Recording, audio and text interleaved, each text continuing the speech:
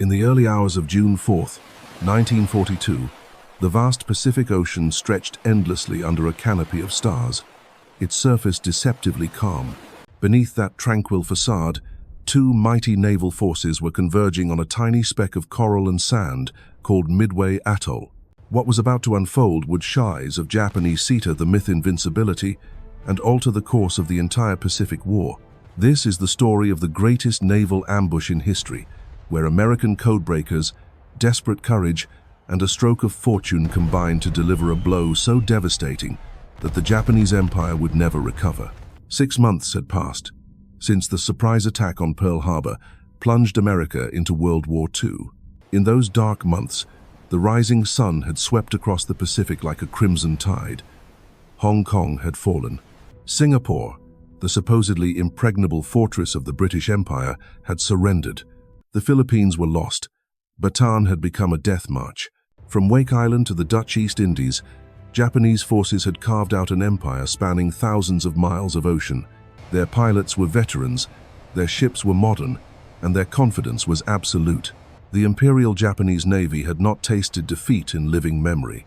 But Admiral Yamamoto, the architect of Pearl Harbor, knew something his celebrating countrymen did not. The attack that had shocked America into war had failed in its most crucial objective. The American aircraft carriers had been at sea that fateful December morning, escaping destruction. Those floating airfields represented the greatest threat to Japanese expansion, and Yamamoto understood that until they were eliminated, Japan's Pacific Empire would remain vulnerable. He needed to lure them into a trap where his superior numbers could crush them once and for all. The opportunity came from an unexpected source. On April 18, 1942, Lieutenant Colonel James Doolittle led 16 B-25 bombers off the deck of the carrier Hornet in a daring raid on Tokyo itself. The physical damage was minimal, but the psychological impact was enormous. For the first time since the Mongol invasions of the 13th century, foreign bombs had fallen on the sacred soil of Japan. The emperor himself had been placed in danger. The military leadership was humiliated, and the public was terrified. Yamamoto seized upon this embarrassment to push through his most ambitious plan yet. He would strike at Midway Atoll, a tiny American outpost 1,300 miles northwest of Pearl Harbor. The island served as a crucial early warning station and refueling base for long-range patrols. More importantly, its capture would force the American Pacific Fleet to come out and fight. Yamamoto was certain that Admiral Chester Nimitz would never allow Midway to fall without a desperate counterattack. When the Americans they would find themselves arrived, facing the largest naval armada Japan had ever assembled. The plan was intricate, involving multiple task forces spread across thousands of miles of ocean. 4 of Japan's finest aircraft carriers would spearhead the assault. The Akagi, Yamamoto's former flagship; the Kaga, converted from a battleship hull; the Soryu and Hiryu, fast and deadly sisters built for carrier warfare. These floating cities carried over 250 of Japan's most experienced pilots, men who had honed their skills in the skies over China and perfected their techniques at Pearl Harbor. Supporting them were dozens of battleships, cruisers, and destroyers, along with a massive invasion force ready to seize and fortify Midway once the American fleet was destroyed. But Yamamoto had made a critical error. He assumed his enemy was blind to his intentions. In reality, deep beneath Pearl Harbor in a windowless basement, a small group of American codebreakers had been working around the clock to penetrate Japanese naval communications. Station Hypo, as it was known, was led by Lieutenant Commander Joseph Rochefort, a brilliant cryptanalyst who combined mathematical genius with an intuitive understanding of Japanese military thinking. For months, Rochefort and his team had been chipping away at the Japanese naval code designated JN-25. By spring of 1942, they were reading significant portions of enemy traffic, often within hours of transmission. The intercepts painted a picture of massive preparation for an operation against a target designated only as AF. The codebreakers were convinced that AF was Midway, but they needed proof that would convince their superiors. Rochefort devised an ingenious deception. Midway and Pearl Harbor were connected by an underwater cable that the Japanese could not intercept. He instructed the Midway garrison to broadcast an uncoded radio message reporting that their water purification system had broken down. Within 24 hours, Station Hypo intercepted a Japanese message reporting that AF was short of water. The trap had worked. AF was definitely Midway. Armed with this intelligence, Admiral Nimitz began preparing his own ambush. He had only 3 aircraft carriers available for the Pacific Fleet. The Enterprise and Hornet were already at sea. The Yorktown had been badly damaged at the Battle of the Coral Sea just a month earlier, her flight deck torn by Japanese bombs and her hull punctured by near misses. Naval engineers estimated she would need 3 months of repairs to be seaworthy again. Nimitz gave them 3 days. Working around the clock, repair crews swarmed over the Yorktown in Pearl Harbor's dry dock. Welders sealed hull breaches, carpenters patched the flight deck, and electricians rewired damaged systems. Steel plates were bolted over holes too large to properly repair. It was a patchwork job that would never pass peacetime inspection, but it would have to do. On May 30th, the Yorktown limped out of Pearl Harbor to join her sister ships for the most important battle of the Pacific War. Meanwhile, Midway itself was being transformed into a fortress. Marines reinforced gun positions and strung barbed wire along the beaches. Army Air Force B-17, Flying Fortresses and Navy PBY Catalina patrol planes crowded the tiny airfield. The island became so packed with men and equipment that personnel slept in hangars and ammunition bunkers. Every available aircraft was pressed into service, from obsolete Brewster Buffalo fighters to ancient Vindicator dive bombers that the pilots had nicknamed wind indicators for their poor performance. The stage was set for the most crucial naval battle since Trafalgar. On one side, the cream of the Imperial Japanese Navy, confident in their superiority and eager to deliver the knockout blow that would secure their Pacific empire. On the other, a hastily assembled American force outnumbered nearly 2 to 1, but armed with the most precious weapon of all: foreknowledge of the enemy's plans. As Juned, long-range patrol planes from Midway began their search patterns, flying hundreds of miles into the empty Pacific, looking for the first signs of the approaching Japanese fleet. In the ready rooms of the American carriers, pilots studied their charts and checked their equipment, knowing that many of them would not return. The codebreakers at Station Hypo monitored their radios, waiting for confirmation that their intelligence was accurate.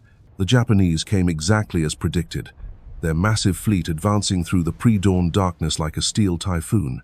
4 aircraft carriers launched their first strike at Midway, just as the sun rose on June 4th, 1942. 108 bombers and fighters roared toward the tiny atoll, their pilots confident that they would sweep aside the American defenders and pave the way for invasion. But hidden beyond the horizon, 3 American aircraft carriers waited in ambush, their flight decks crowded with planes and their crews ready for the fight of their lives. The first wave of Japanese bombers screamed down upon Midway like falling stars, their engines howling as they dove toward the airfield. Anti-aircraft guns erupted from every corner of the tiny atoll, filling the sky with deadly black puffs of smoke and shrapnel. The defenders fought with desperate fury, knowing that their island home was all that stood between the Japanese fleet and the open road to Pearl Harbor. Marine Fighter Squadron 221 scrambled their obsolete Brewster Buffalo fighters to meet the attack.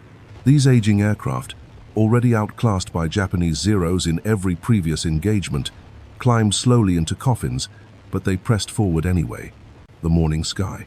Their pilots knew they were flying. Captain Marion Carl and his fellow Marines threw themselves at the Japanese formation with reckless courage, trading their lives for precious minutes.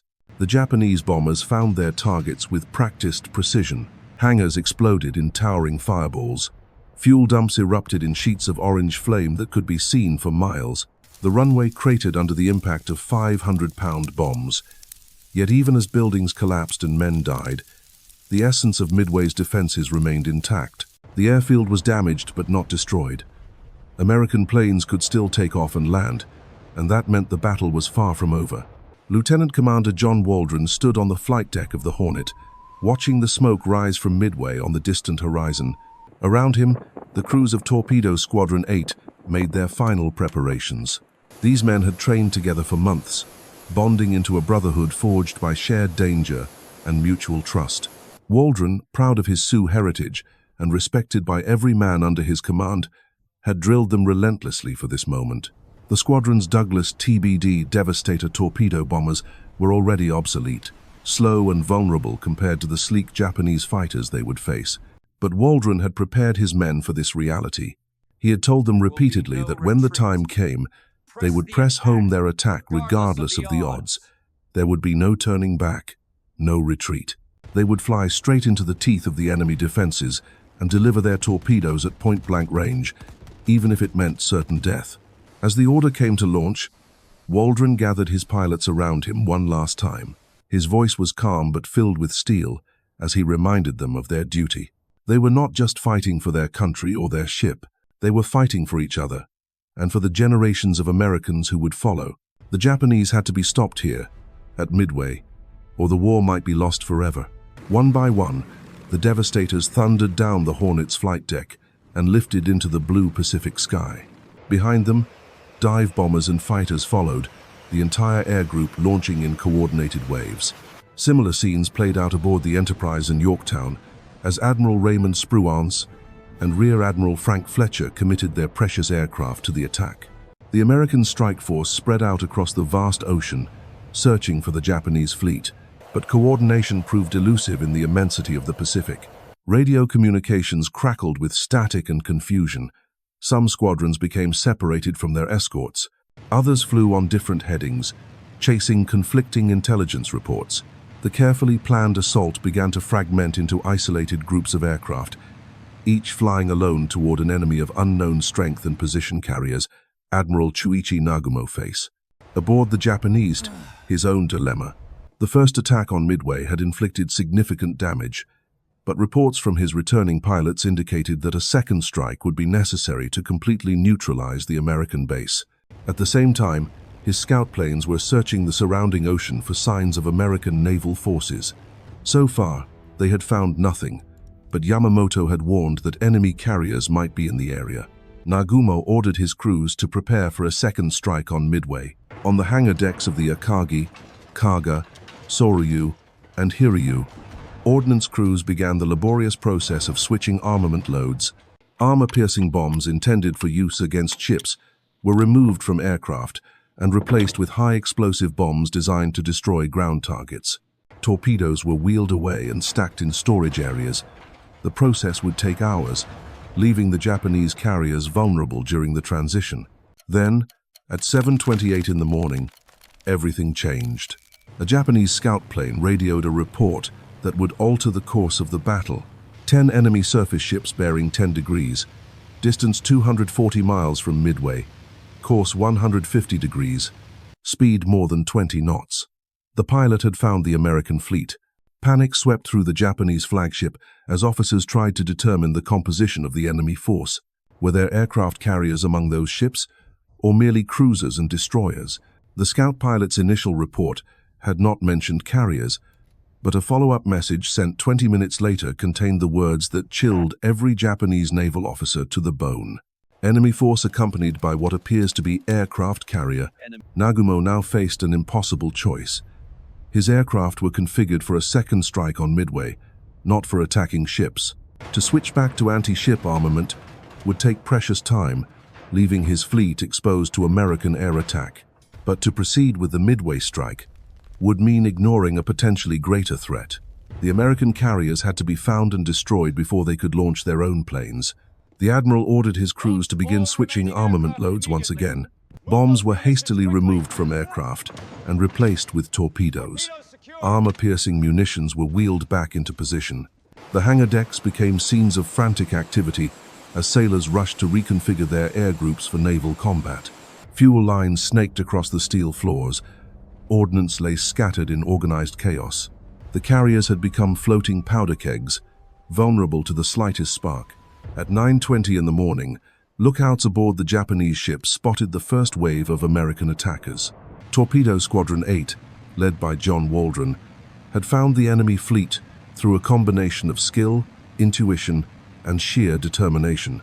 The 15 Devastators approached at low altitude, their obsolete designs making them easy targets for the swarms of Zero fighters that rose to meet them. What followed was a massacre. The Zeros, fast and maneuverable, tore into the slow American torpedo bombers with devastating effect. One by one, The devastators burst into flames or simply disintegrated under the concentrated fire.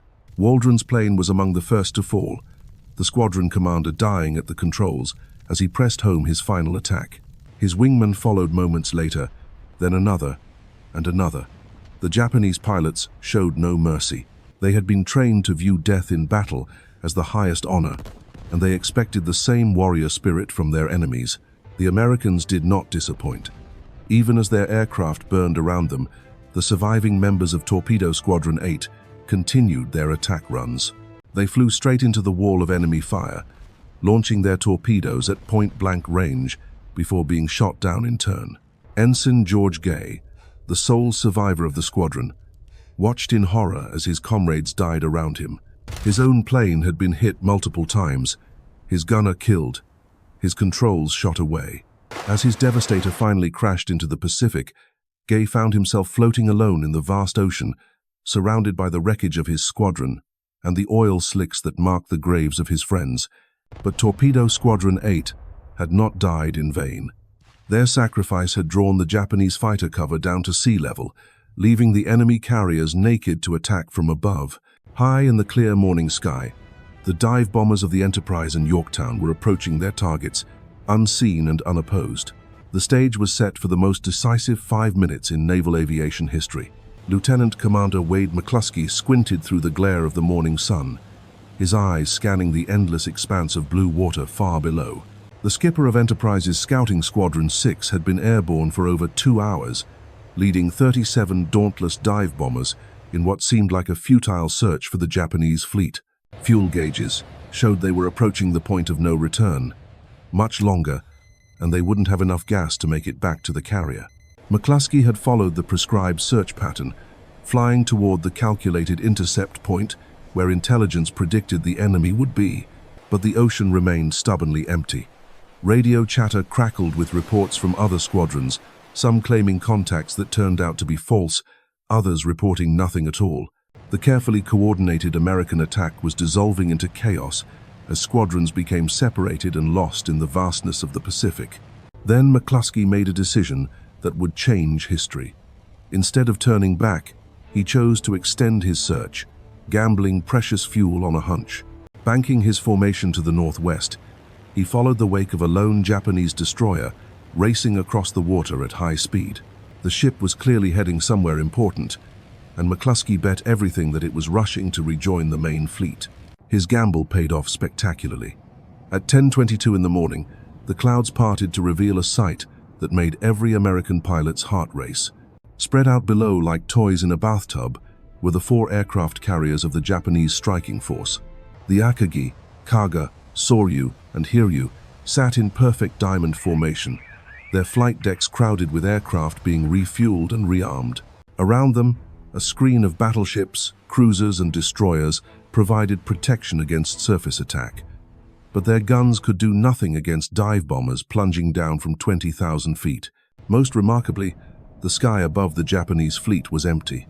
The deadly Zero fighters that had torn apart the torpedo squadrons were still circling at low altitude, hunting for more American attackers in the wrong place at the wrong time. The sacrifice of Waldron and his men had created a window of opportunity that lasted only minutes, but those minutes would prove decisive. McCluskey didn't hesitate. Pushing over into a steep dive, he led his squadron toward the nearest carrier, the Kaga.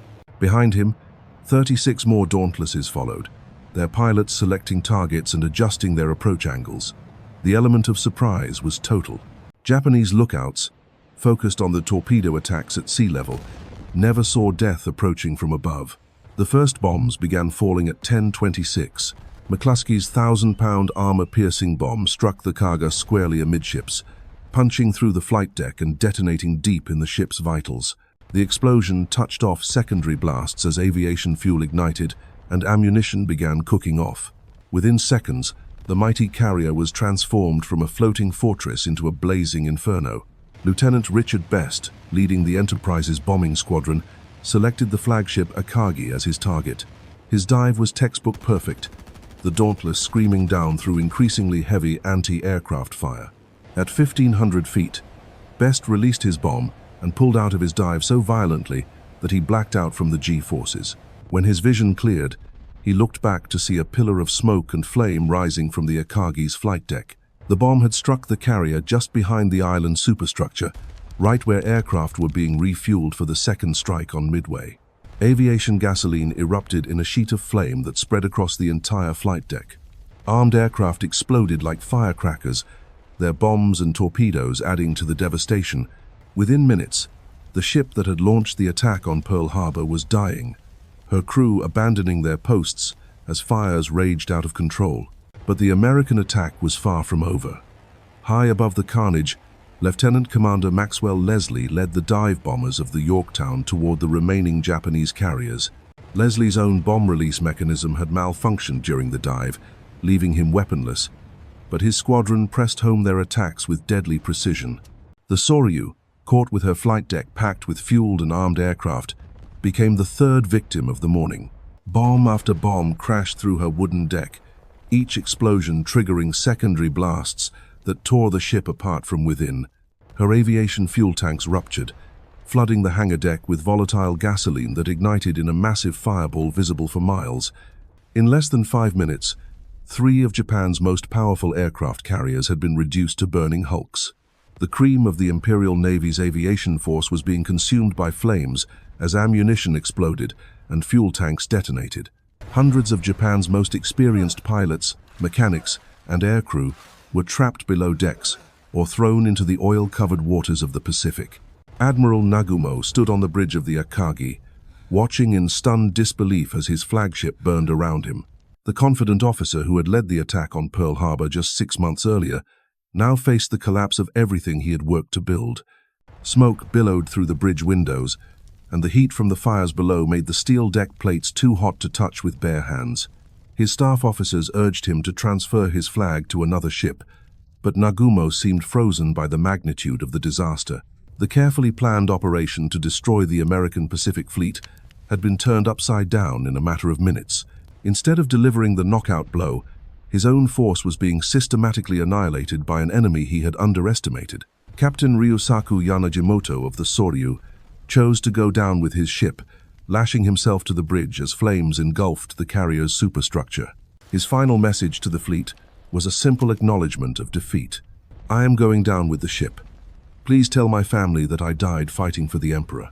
The words crackled over the radio as secondary explosions tore through the Soryu's hull, sending the once mighty carrier toward the bottom of the Pacific. Only one Japanese carrier remained operational. The Hiryu, sailing several miles north of her burning sisters, had escaped the initial American attack. Her captain, Tomeo Kaku, wasted no time in launching a counterstrike. Every available aircraft was spotted on the flight deck and launched toward the American fleet, their pilots burning with the desire for revenge. The Japanese strike found the Yorktown first. Already weakened by damage from the Coral Sea battle, the American carrier absorbed 3 bomb hits that started serious fires and knocked out her boilers. Dead in the water and listing to port, she seemed finished. But her damage control parties worked miracles, restoring power and getting the ship underway again, just in time to face a second wave of Japanese attackers. This time, the enemy came in low with torpedoes. 2 fish struck the Yorktown's port side, opening massive holes below the waterline and causing her to list so severely that flight operations became impossible. Admiral Fletcher, realizing his flagship was doomed, transferred his command to a nearby cruiser and ordered the crew to abandon ship. But even as the Yorktown settled deeper into the Pacific swells, her sacrifice had bought precious time for her sister carriers. The Enterprise and Hornet remained operational, their flight decks launching wave after wave of aircraft to finish what McCluskey had started. The Hiryu, alone and surrounded, faced the concentrated fury of the entire American air group. Lieutenant Earl Gallagher led 24 dauntless dive bombers down through the afternoon sky, their target, the last functioning Japanese carrier. The Hiryu's crew fought desperately to defend their ship, throwing up a curtain of anti-aircraft fire that filled the air with deadly shrapnel. But nothing could stop the American dive bombers now. They had tasted victory, and they pressed their attacks with relentless determination. 4 direct hits turned the Hiryu into another floating pyre. Her flight deck buckled and collapsed as internal explosions ripped through her hull. Like her sister ships, She became a victim of her own weapons as armed aircraft exploded and fuel tanks ruptured. By evening, all 4 Japanese carriers were either sunk or sinking, taking with them the heart of Japan's naval aviation force. The sun set on June 4th over a Pacific Ocean littered with the wreckage of Japanese ambitions. What had begun as Operation MI, Yamamoto's master plan to destroy the American Pacific Fleet, had ended in the most devastating naval defeat in Japanese history. In a single day, the rising sun had lost 4 irreplaceable aircraft carriers, over 200 aircraft, and thousands of irreplaceable aircrew and support personnel. Admiral Yamamoto, monitoring the battle from his flagship far to the west, finally grasped the magnitude of the disaster. Radio messages from the stricken carriers painted a picture of complete catastrophe. The invasion of Midway was abandoned, the fleet ordered to retreat, and Japan's offensive operations in the Pacific came to an abrupt and permanent end. For the first time since Pearl Harbor, American forces had not merely survived a Japanese attack, they had won a crushing victory. The myth of Japanese invincibility lay shattered on the bottom of the Pacific, along with the carriers that had once seemed unstoppable. The tide of war had turned decisively, though few yet realized just how complete the reversal would prove to be. The Battle of Midway stands as more than just a naval engagement. It was the moment when intelligence, courage, and sacrifice converged to shatter an empire's dreams of conquest. In those crucial hours above the Pacific, the codebreakers of Station Hypo, the doomed heroes of Torpedo Squadron 8, and the dive bomber pilots who struck with deadly precision proved that wars are won not just by superior numbers, but by superior will. The 4 Japanese carriers that sank beneath the waves carried with them Japan's offensive capability in the Pacific. Never again would the rising sun advance with such confidence across those vast waters. The pilots who died in the flames, the mechanics who perished below decks, the experienced aircrew lost forever. They represented years of training and combat experience that could never be replaced. From that day forward, it would be America that held the initiative, island hopping across the Pacific toward the Japanese homeland. The ambush at Midway had done more than sink ships. It had turned the tide of the entire war, transforming certain defeat into inevitable victory. In the end, it was not the size of the fleet that mattered, but the courage of those who sailed it into battle.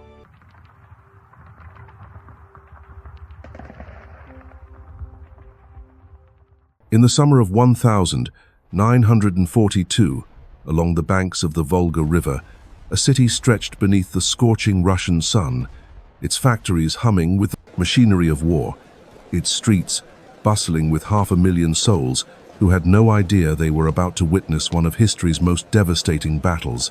This was Stalingrad, a name that would soon echo through the corridors of power in Berlin and Moscow, a name that would become synonymous with destruction so complete, so absolute, that it would shatter the myth of Nazi invincibility forever.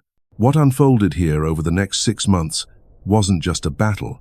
It was a descent into hell on earth, a grinding war of attrition that consumed entire armies, where men fought not for glory or conquest, but simply to survive another day in a landscape transformed into a graveyard of twisted steel and broken dreams. By the time the guns fell silent, nearly 2 million soldiers and civilians would be dead, and Adolf Hitler's most elite fighting force would be annihilated in one of the most catastrophic defeats in military history. But this story begins not with the thunder of artillery or the screams of the dying. It begins with hubris. It begins with a dictator's obsession and a general's blind faith in a war machine that had never known defeat. The German Sixth Army under General Friedrich Paulus was no ordinary force. This was the spearhead of Nazi Germany's war effort, 250,000 of the Wehrmacht's finest soldiers, veterans who had crushed France and swept across Eastern Europe like an unstoppable tide. They had never tasted defeat, never questioned their superiority, never imagined that their bones would soon bleach white on the steppes of Russia. The prize they sought was more than just another city on the map. Stalingrad represented the gateway to the Caucasus oil fields, the industrial heart of Soviet resistance, and most importantly, it bore the name of the Soviet dictator himself. For Hitler, capturing Stalin's city would deliver both strategic victory and the ultimate propaganda coup. For Stalin, Losing the city that carried his name would mean humiliation beyond measure. As summer blazed across the Russian plains, the Sixth Army began its inexorable advance eastward, part of the massive Case Blue offensive, designed to secure the oil wealth of the Caucasus and break the Soviet war machine once and for all. Behind them stretched supply lines that reached back across 1,000 miles of conquered territory. Ahead lay a city that would become their tomb. The German war machine that rolled towards Stalingrad in those sweltering August days was a sight to behold. Tank columns stretched to the horizon, their steel tracks churning up clouds of dust that darkened the sky. Artillery batteries followed in endless processions, their barrels gleaming in the sunlight like the tusks of some prehistoric beast. Overhead, the Luftwaffe ruled supreme, wave after wave of Stukas and Messerschmitts painting swastikas across the blue Russian sky. General Paulus himself cut an imposing figure, a Prussian aristocrat with the bearing of a man born to command. His staff officers were the cream of the German military establishment, products of the finest war colleges, steeped in the traditions of Frederick the Great and Clausewitz. They had studied the art of war as others studied poetry, and they were confident that their superior training, equipment, and tactical doctrine would carry them to yet another swift victory. But confidence, as they would learn, could be a deadly poison. On August 23rd, the first elements of the Sixth Army reached the outskirts of Stalingrad. The city sprawled before them like a prize waiting to be claimed, its chimneys belching smoke from the tractor factory, the Red October steelworks, and dozens of other industrial complexes that fed the Soviet war effort. Along the western bank of the Volga, residential districts cascaded down toward the great river that served as the city's eastern boundary and lifeline. What happened next would transform this bustling industrial center into a vision of the apocalypse. At Hitler's direct order, over 1,000 aircraft of Luftflotte 4 unleashed hell upon Stalingrad. For 7 days and nights, the bombing never ceased. Heinkel bombers and Junkers dive bombers screamed down from the heavens, their payloads turning entire city blocks into mountains of rubble. Oil storage tanks erupted in towering pillars of flame that could be seen for 50 miles. The Volga itself caught fire as burning petroleum spread across its surface, creating a river of flame that seemed to flow straight from the depths of hell. 90% of the city's buildings were destroyed or damaged beyond recognition. 70,000 civilians perished in that week of terror, their bodies buried beneath tons of concrete and steel. The survivors huddled in cellars and sewers, emerging into a world transformed beyond recognition. Where once stood a thriving metropolis, now lay a wasteland of twisted girders and shattered stone, a maze of ruins that would soon become the most contested real estate on Earth. But Hitler's aerial bombardment, devastating as it was, contained the seeds of his own army's destruction. The rubble that choked Stalingrad's streets would prove to be the perfect terrain for defensive warfare. Every collapsed building became a fortress, every pile of debris a potential killing ground. The very destruction meant to cow the city's defenders had instead created thousands of strongpoints from which they could resist. As the smoke cleared and the dust settled, a new sound rose from the ruins, not the sound of surrender, but the sound of shovels biting into concrete, of machine gun positions being carved from the wreckage, of an entire army preparing to fight to the death. The Red Army's 62nd Army, under the command of General Vasily Chuikov, began to dig in among the bones of the city they had sworn to defend. Chuikov was no aristocratic general like Paulus. He was a peasant's son who had clawed his way up through the ranks, a man whose face bore the scars of the Russian Civil War and whose eyes held the cold fire of absolute determination. When he took command of the 62nd Army on September 11th, he issued an order that would define the coming battle. "We will defend the city or die in the attempt," he declared. There would be no retreat, no surrender, no step backward. The stage was set for a confrontation that would test the limits of human endurance and reshape the course of the war. On one side, the German Sixth Army, confident in their superiority and eager to add another victory to their glorious record. On the other, the battered remnants of the 62nd Army, outnumbered and outgunned but fighting for their homeland with the fury of cornered wolves. Neither side could have imagined the horror that awaited them in the weeks to come. Neither could have predicted that this industrial city on the Volga would become the graveyard of Hitler's eastern ambitions and the turning point of the greatest war in human history. The battle for Stalingrad was about to begin, and with it, the slow, grinding destruction of Nazi Germany's most elite fighting force. As September dawned over the ruins of Stalingrad, German infantry began their advance into the city proper, their boots crunching on glass and debris as they picked their way through streets that no longer had names. Behind them, artillery batteries prepared to support the assault, their crews confident that a few days of urban fighting would clear out any remaining resistance. They had no idea they were walking into the mouth of hell itself. The German infantry that entered Stalingrad in those first days of September moved with the practiced confidence of conquerors.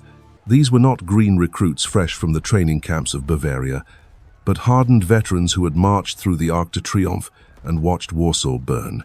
Their field grey uniforms bore the dust of a dozen campaigns. Their weapons carried the scars of battles fought from the Atlantic Wall to the gates of Moscow. They expected this to be just another mopping-up operation, another city to add to their collection of conquered capitals. But Stalingrad was different. As the first German patrols penetrated deeper into the ruined cityscape, they found themselves fighting not an army, but a phantom. Soviet defenders seemed to materialize from the rubble itself, firing a few devastating volleys before melting back into the maze of destruction. What had once been apartment buildings became vertical battlefields, with Soviet soldiers holding the upper floors while Germans controlled the basements, sometimes for weeks at a time. Zhukov had developed revolutionary tactics that turned every pile of debris into a fortress. His soldiers were ordered to stay close to the German lines, so close they could hear their enemies breathing. This hugging tactic, as it came to be known, neutralized the Luftwaffe's devastating air power and the Wehrmacht's crushing artillery superiority. German pilots found themselves unable to bomb Soviet positions without risk of hitting their own troops. Artillery observers lost their ability to direct accurate fire into the tangled mess of friend and foe. The fighting devolved into something primal, something that defied every principle of modern warfare. Battles raged for individual rooms, with grenades rolled down staircases and machine guns firing through holes punched in apartment walls. A German officer would later write in his diary that they had fought for 15 days to capture a single house, only to discover that Soviet defenders had simply withdrawn to the cellar and continued fighting from below. The front line became not a line at all, but a three-dimensional nightmare where death could come from any direction. By mid-September, 6 of Stalingrad's 7 districts had fallen to German control, but controlling a district in this hellscape meant nothing. Soviet soldiers emerged from sewers to attack German supply columns. Snipers picked off officers from positions that had been cleared days before. The dead lay unburied in the rubble, and the stench of decay mixed with the acrid smoke of burning buildings to create an atmosphere that seemed to poison the very air. The German soldiers, accustomed to swift victories and clear objectives, found themselves trapped in a war of inches. Every advance was measured not in kilometers, but in meters, sometimes in rooms. A young Wehrmacht lieutenant described the horror in a letter home before he was killed by a Soviet sniper. "The front is a corridor between burnt-out rooms," he wrote. "We have been fighting in hell, and hell is Stalingrad." As October arrived with the first bite of Russian winter, both armies had been bled white by the relentless urban warfare. German divisions that had entered the city at full strength were reduced to shadows of their former selves. The 62nd Army clung to a narrow strip of land along the Volga, sometimes no more than a few hundred yards deep, but they clung with the tenacity of drowning men grasping driftwood. Supply became a nightmare for both sides. German ammunition convoys faced a gauntlet of Soviet artillery fire from across the Volga, while Soviet reinforcements had to cross the river under constant bombardment, their boats dodging shells and bombs in desperate night runs that the soldiers called the Ferry of Death. Many never made it. The Volga ran red with blood, and the riverbank was littered with the wreckage of sunken vessels and the bodies of men who had died trying to reach their comrades. But while the Germans struggled to supply their forces through the contested city streets, the Soviets were preparing something far more ambitious. Beyond the Volga, hidden from German reconnaissance, Stalin's generals were marshalling forces for a counteroffensive that would dwarf anything attempted before. Trainload after trainload of men and equipment moved east under cover of darkness. Tank armies reformed and refitted in the steppes beyond German sight. Artillery batteries took position along carefully surveyed firing coordinates. The operation had a name that would soon strike terror into German hearts from the Baltic to the Black Sea. They called it Uranus, after the ancient god who devoured his own children. It was a name that would prove prophetic, for what Stalin's generals planned was nothing less than the complete destruction of the German Sixth Army and its allied formations. Unknown to Paulus and his staff, who remained focused on the grinding house-to-house fighting within Stalingrad itself, Soviet intelligence had identified the fatal weakness in the German position. The Sixth Army's flanks were protected not by elite German divisions, but by Romanian, Italian, and Hungarian troops, whose equipment was outdated and whose morale was questionable. These allied armies stretched across hundreds of miles of steppe, their positions thinly held and poorly fortified. The plan was elegant in its simplicity and devastating in its scope. Two massive Soviet army groups would punch through the weak flanks simultaneously, then race toward each other deep behind German lines. Like the jaws of a steel trap, they would snap shut around the entire German force, cutting them off from supply, from reinforcement, from any hope of escape. As November snow began to dust the rubble of Stalingrad, the German Sixth Army continued its methodical advance through the ruins, unaware that they were walking deeper into a trap that would consume them entirely. Each building captured, each street cleared. Each small victory only drew them further from safety and closer to annihilation. The soldiers shivered in their summer uniforms, inadequate for the Russian winter that was beginning to bite. Their supply lines stretched back across hundreds of miles of increasingly hostile territory. Their equipment was wearing out from constant use, their ammunition running low, their men exhausted beyond measure. But still they fought on, driven by duty and discipline, by faith in their leaders and their cause.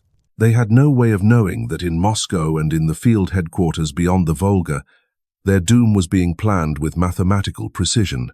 They could not imagine that within days, the hunters would become the hunted, that the trap they had walked into would slam shut with the force of 1 million Soviet soldiers and thousands of tanks. The stage was set for one of the most decisive reversals of fortune in military history, a catastrophe that would shatter the myth of German invincibility and mark the beginning of the Third Reich's long slide toward destruction. The morning of November 19th dawned grey and bitter across the frozen steppes west of Stalingrad. A thin layer of snow covered the Romanian positions along the Don River, where soldiers huddled in their inadequate trenches, stamping their feet against the cold and peering nervously into the white emptiness that stretched beyond their wire. These were not the elite troops of the Wehrmacht, but the forgotten allies of Hitler's Grand Alliance, men armed with obsolete weapons and sustained by dwindling hope that this war would somehow end before the real winter arrived. In the pre-dawn darkness, something stirred in that emptiness. At first it was nothing more than a distant rumble, like thunder rolling across a summer sky. But as the minutes ticked by, the sound grew deeper, more ominous, until the very ground began to tremble beneath the feet of the Romanian sentries. Then, as the first pale light of dawn crept across the horizon, they saw it. A wall of steel and fire stretching from north to south, as far as the eye could see, advancing with the inexorable certainty of an avalanche. Operation Uranus had begun. The Soviet artillery barrage that opened the offensive was unlike anything the world had witnessed since the great guns of Verdun fell silent a quarter-century before. Over 3,000 cannons, mortars, and rocket launchers opened fire simultaneously, their muzzle flashes creating a false dawn that painted the snow-covered steppe in shades of orange and crimson. The sound was not heard but felt, a physical force that shattered windows 50 miles away and sent shockwaves rippling through the earth like the footsteps of angry gods. The Romanian Third Army, holding the northern flank of the German position, simply disintegrated.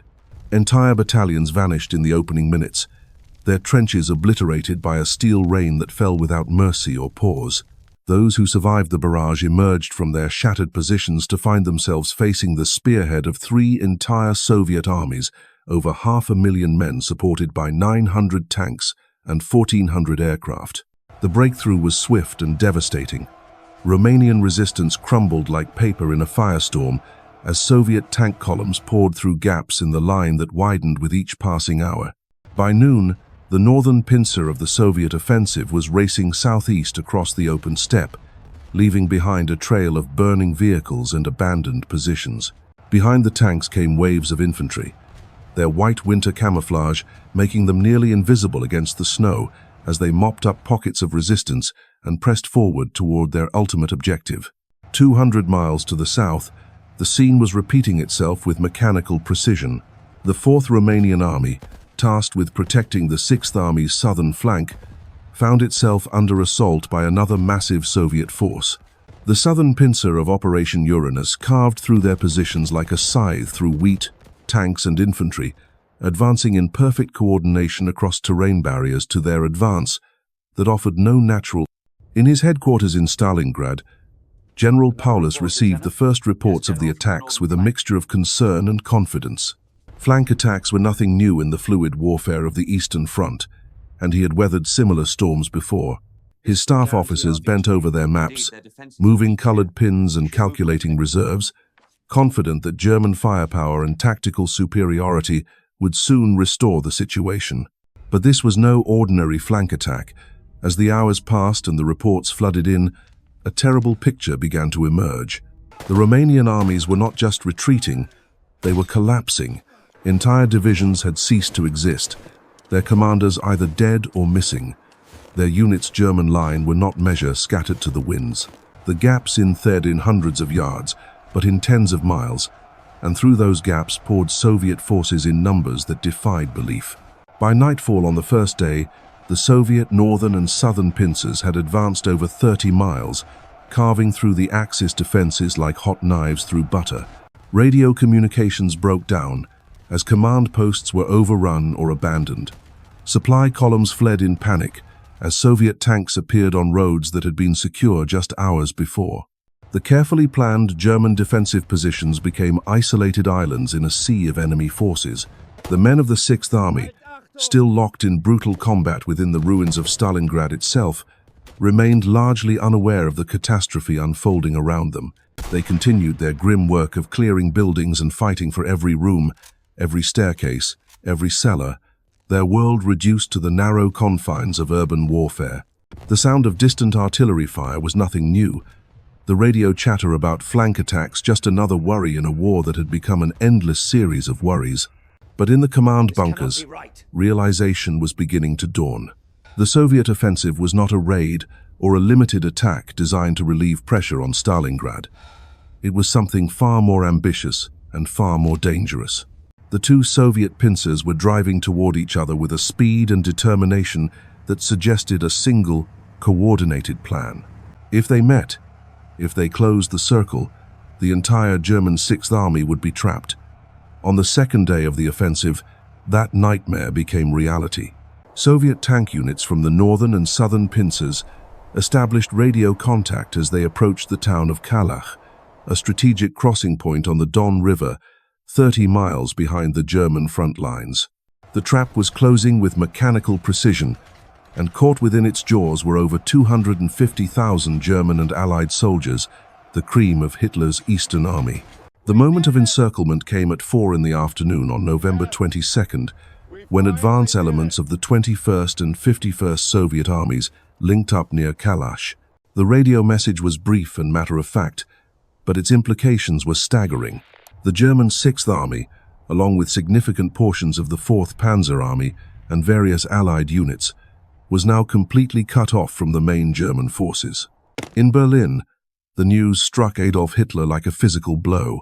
The Führer, who had been following the battle for Stalingrad with obsessive interest, suddenly found himself facing a crisis that threatened to unravel his entire Eastern strategy. The 6th Army was not just any formation, it was one of the Wehrmacht's most elite units, commanded by one of his most trusted generals, and now it was trapped in a pocket with no clear means of escape. The German High Command faced a terrible choice. They could order an immediate breakout attempt, abandoning Stalingrad but potentially saving the army. Or they could hold their position and attempt to resupply the trapped forces by air, while organizing a relief operation from outside the pocket. Hitler, true to his character, chose the most aggressive option. The Sixth Army would hold Stalingrad at all costs, while the Luftwaffe supplied them from the air. It was a decision that would doom 250,000 men. Hermann Göring, the corpulent Reich Marshal who commanded the German Air Force, assured Hitler that his pilots could deliver the necessary supplies to keep the Sixth Army fighting. He spoke of air bridges and transport miracles, of German engineering triumphing over Russian winter and Soviet fighters. His words were confident, his manner assured, but his promises were built on foundations of sand. The reality of aerial resupply in the depths of a Russian winter, over hundreds of miles of enemy-controlled territory, against an opponent who had learned the art of war through years of bitter experience, was far different from the comfortable fantasies spun in Berlin conference rooms. The Luftwaffe transport fleet, already stretched thin by commitments across multiple fronts, would have to fly through blizzards and fighter screens to reach airfields within the shrinking pocket. Even if they succeeded, even if every flight reached its destination safely, the mathematics were unforgiving. The Sixth Army required a minimum of 700 tons of supplies per day to maintain combat effectiveness. The most optimistic projections suggested the Luftwaffe might be able to deliver half that amount under ideal conditions. In reality, they would be lucky to achieve a third of what was needed. As November gave way to December, the men trapped within the Stalingrad pocket began to understand the true nature of their situation. They were no longer advancing conquerors but prisoners of war, held captive not by enemy guards but by the iron laws of logistics and geography. Their world had shrunk to a rough oval, perhaps 30 miles wide and 20 miles deep, within which 250,000 soldiers waited for salvation that would never come. The first supply flights arrived with great fanfare, their cargoes unloaded by desperate hands that treated each crate of ammunition and each sack of flour like sacred relics. But as the days passed, the trickle of supplies became a cruel joke. Instead of the hundreds of tons promised, the airlift delivered dozens. Instead of medical supplies and winter clothing, the planes often carried propaganda leaflets and iron crosses, decorations for men who were slowly starving to death. The destruction of the Sixth Army at Stalingrad marked more than just a military defeat.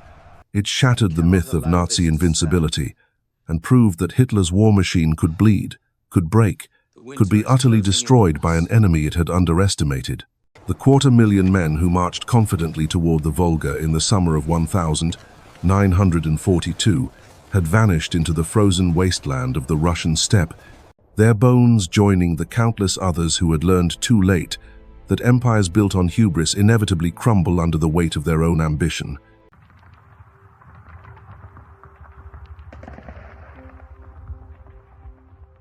In the final days of World War II, something happened that defied every rule of warfare. Picture this: American soldiers fighting alongside German troops, French politicians grabbing rifles, and a tennis champion vaulting castle walls under enemy fire. This isn't fiction. This is the story of the Battle of Castle Itter, where the impossible became reality and enemies became allies in the most unlikely last stand of the entire war. May 5th, 1945. Hitler was dead. Germany was crumbling. The war in Europe had mere days left.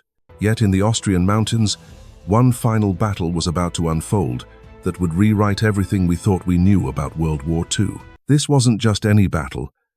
This was the only recorded engagement in the entire war where American and German forces fought side by side against a common enemy, the Waffen-SS.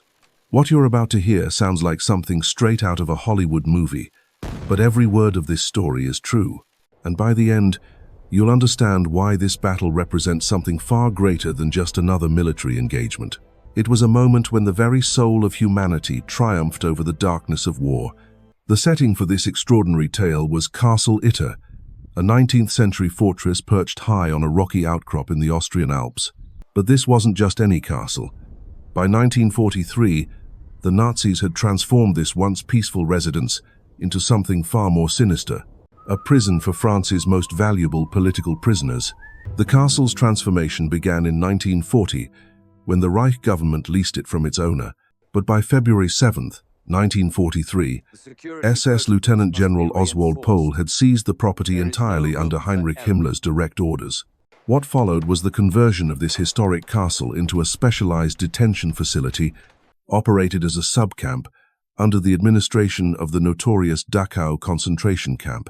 The location was perfect for a prison.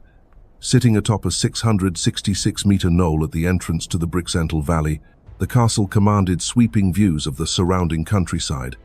Any escape attempt would be visible for miles.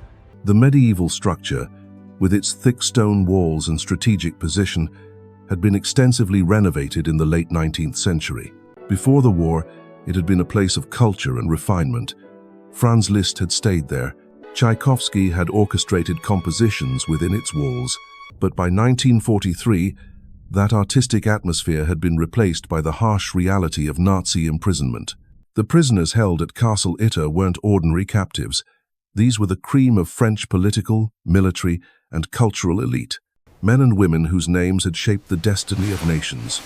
Former Prime Ministers Édouard Daladier and Paul Reynaud, the leaders who had guided France through the early days of the war.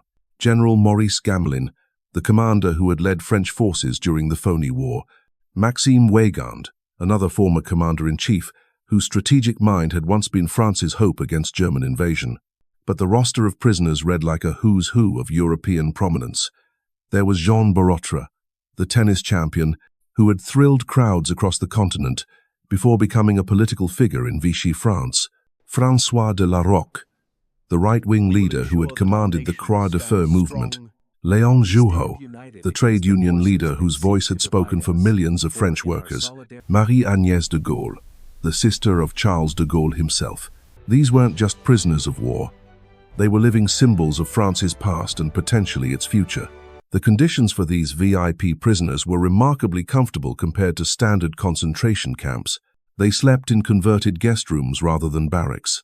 They had access to the castle's substantial library, filled with books that had once entertained aristocratic visitors. Daily exercise was taken in a courtyard built around a 13th-century fountain, a reminder of the castle's medieval origins. Yet despite this relatively privileged treatment, every prisoner understood the precarious nature of their situation. As the war drew to a close and Nazi Germany faced inevitable defeat, their value as bargaining chips might quickly transform into liability. The possibility of execution loomed over them all. By early May 1945, the situation at Castle Itter had become increasingly unstable. The Reich was collapsing. Communication lines were breaking down. Supply chains had virtually ceased to exist. On May 2nd, when the former commandant of Dachau, Eduard Weiter, died under suspicious circumstances at the castle, the current prison commander Sebastian Wimmer began to fear for his own life. Within hours, Wimmer abandoned his post entirely. The SS guards who had maintained control over the facility quickly followed suit, leaving the prisoners to fend for themselves. But these weren't ordinary prisoners. These were men and women who had once commanded armies, led nations, and shaped the course of European politics. They immediately took control of the castle and armed themselves with whatever weapons the fleeing guards had left behind. Yet they knew their freedom was temporary at best. Roaming bands of Waffen-SS troops were still operating in the area, and the castle's strategic position made it an obvious target. Without help, they would soon face a far worse fate than imprisonment. The first rescue attempt began with an unlikely hero, Zvonimir Chuchkovich, a Yugoslav communist resistance member who had been working as a handyman at the prison, volunteered for a desperate mission. Under the pretense of running an errand for the now absent commander, he slipped away from the castle and began a 40-mile journey to Innsbruck. His goal was simple: find American forces and convince them to mount a rescue operation. Chuchkovich's journey was fraught with danger. The roads were filled with retreating German units, roaming SS patrols, and desperate soldiers who might shoot first and ask questions later.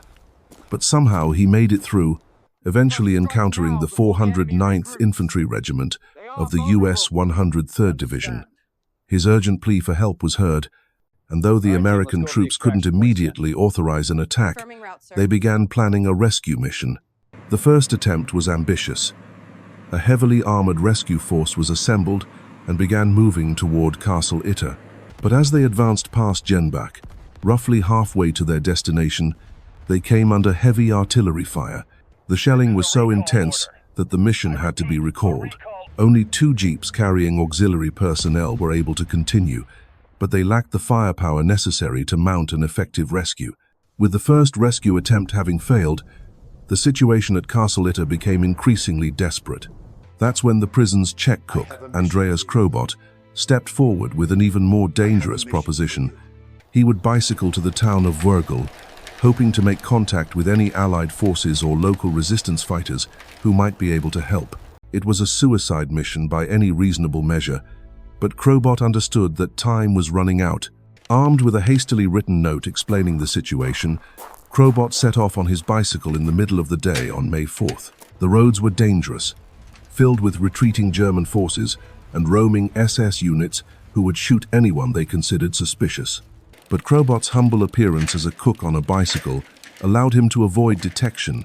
He successfully reached Wörgl, where he made contact with Austrian resistance fighters who had recently taken control of the town after Wehrmacht forces had withdrawn.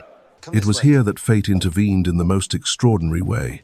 The resistance fighters brought Krobot to Major Joseph Gangl, a Wehrmacht officer who had made one of the most remarkable transformations of the entire war. Major Joseph Gangl was not your typical German officer.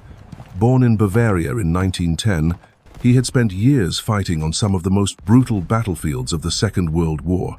He had commanded artillery batteries during the invasion of Ukraine, earning both classes of the Iron Cross. He had survived the horrors of the Eastern Front, witnessed the carnage of Normandy, and somehow made it through the desperate fighting in the Battle of the Bulge. By any measure, he was a seasoned combat veteran who had served his country with distinction. But something had changed in those final months of the war. Perhaps it was the mounting evidence of Nazi atrocities. Perhaps it was the realization that Germany's cause had become irredeemably corrupted. Or perhaps it was simply the moral awakening that comes to some men when they witness too much senseless death. Whatever the reason, Gangl had reached a breaking point. When ordered to retreat with his unit and join SS forces, he made a choice that would define the rest of his short life. He refused. Instead of following orders, Gangl had thrown in with the Austrian resistance movement in Wörgl. He provided weapons and intelligence to local fighters who were preparing to resist any SS attempts to terrorize the civilian population. It was an act of open defiance that could have cost him his life had the wrong people discovered it. But for Gangl, the choice was clear. He would rather die fighting against the SS than live serving them.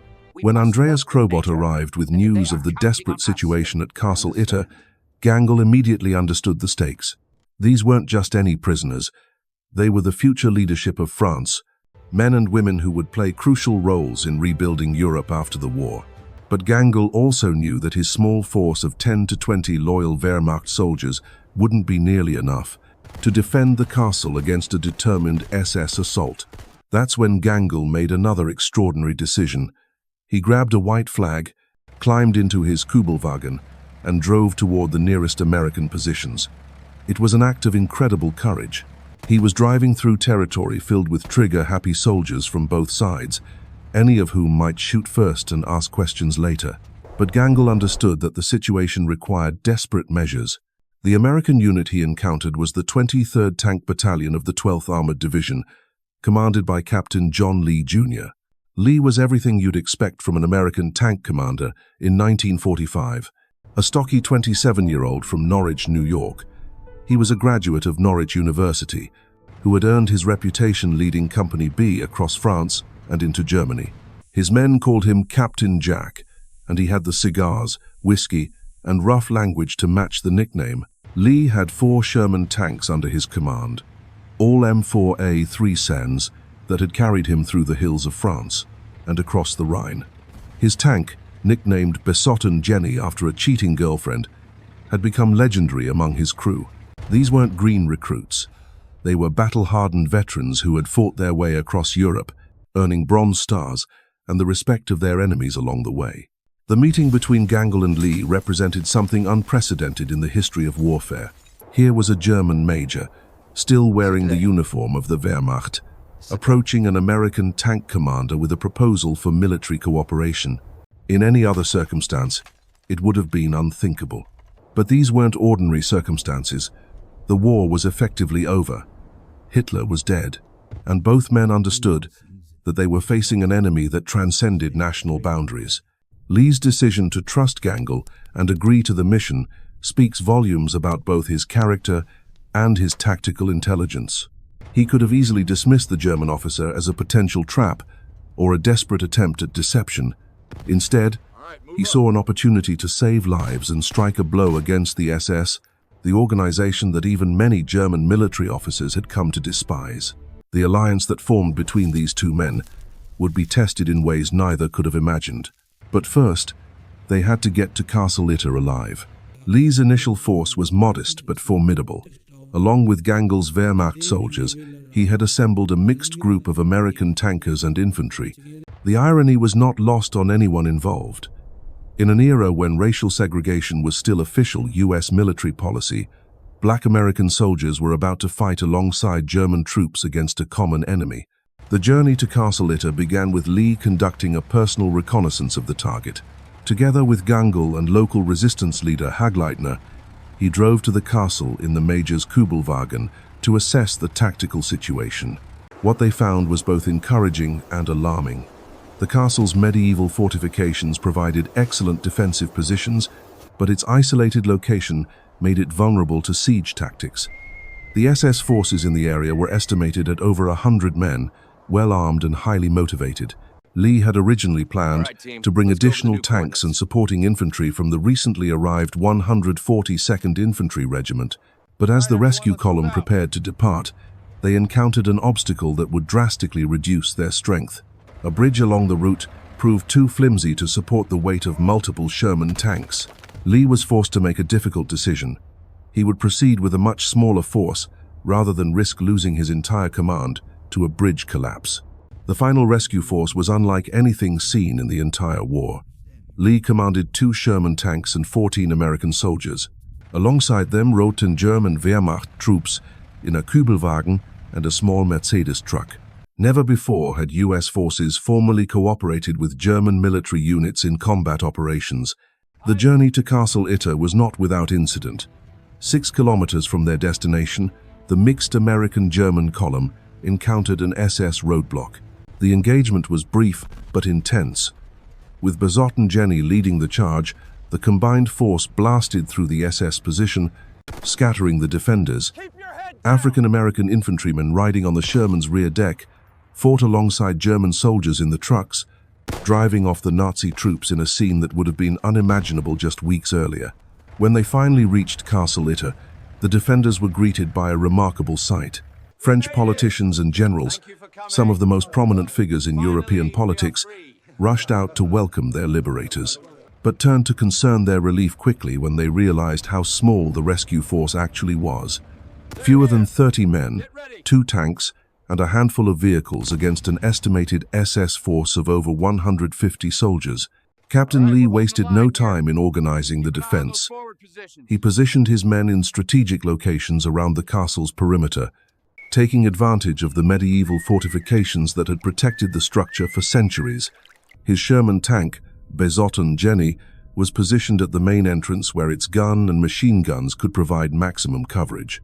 The German Wehrmacht soldiers were integrated into the defensive positions, their experience and local knowledge proving invaluable. But perhaps most remarkably, the French prisoners refused to remain passive.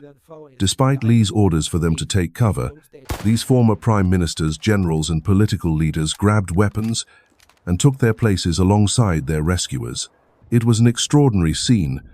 American tankers, black infantry soldiers, Wehrmacht troops, and French VIPs, all preparing to fight side by side against the approaching SS assault. As night fell on May 4th, the defenders of Castle Itter prepared for what they knew would be a desperate battle.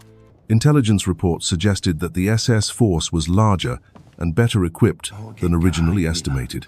They had trucks, heavy weapons, and even an 88mm anti-aircraft gun that could easily destroy the Sherman tanks. The odds were stacked heavily against the defenders, but as the first light of dawn began to creep over the Austrian mountains on May 5, 1945, something remarkable was about to happen.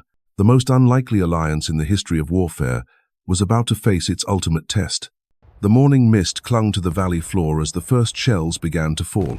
At precisely dawn on May 5th, the Waffen-SS launched their assault on Castle Itter with a fury that shook the ancient stones. Over 150 elite troops emerged from the tree line like ghosts materializing from nightmare. These weren't the broken remnants of a defeated army. These were fanatics, true believers who saw the defense of the castle as nothing less than treason against everything they held sacred. Georg Bochmann, the SS commander leading the assault, had positioned his forces with tactical precision.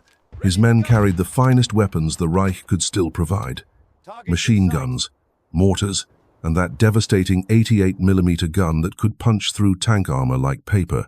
The sound of their advance was terrifying. Boots pounding earth, weapons clattering, and the deep rumble of vehicles moving into position. Inside the castle walls, the defenders heard death approaching. Captain Lee barked orders to his mixed force of Americans and Germans, while the French prisoners checked their weapons one final time. The irony was not lost on anyone. Former enemies now stood shoulder to shoulder, united by something greater than nationality or ideology. They were fighting for human decency itself. The first rounds struck the castle walls with explosive force. Chunks of medieval masonry flew through the air as the SS gunners found their range. Inside the courtyard, dust rained down from the ceiling as each impact sent tremors through the structure. This wasn't going to be a quick skirmish. The SS had come prepared for siege warfare. Besotten Jenny immediately returned fire, her main gun roaring defiance at the attackers. Lee's gunner, Corporal Edward Simsyke, proved his reputation as he methodically targeted SS positions. But for every enemy soldier they dropped, two more seemed to take his place. The mathematics of the battle were brutally simple. The defenders were outnumbered more than 5 to 1, and ammunition wouldn't last forever. What happened next defied every convention of warfare. As machine gun bullets whined overhead and mortar rounds exploded in the courtyard, former French Prime Minister Édouard Daladier grabbed a rifle and took position at a window. Beside him, General Maurice Gamelin, the strategist who had planned France's early war efforts, loaded magazines and spotted targets for the younger fighters. The language barriers that should have created chaos instead melted away in the heat of combat. Hand signals replaced complex communications. The universal language of war transcended national boundaries. When a German soldier was wounded, an African-American medic rushed to treat him without hesitation.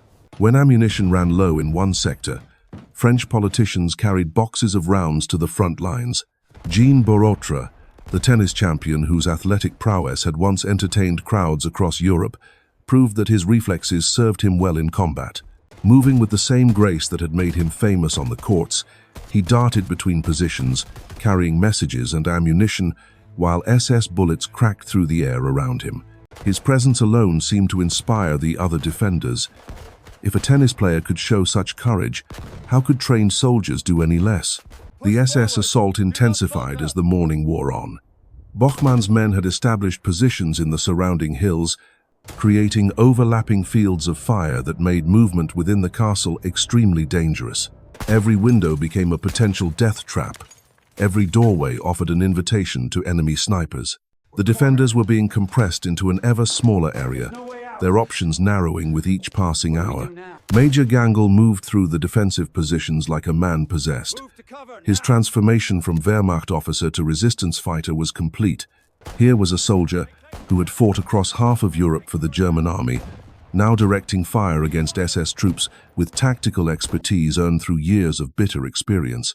He understood better than anyone what they were facing. These weren't ordinary soldiers.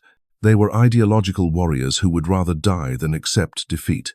The Wehrmacht soldiers under Gangl's command fought with a desperation born of redemption. Every round they fired at the SS was a rejection of everything the Reich had become. Some had family members who had been murdered by the very organization they now fought against. As the sun climbed higher, the battle entered a new phase of intensity.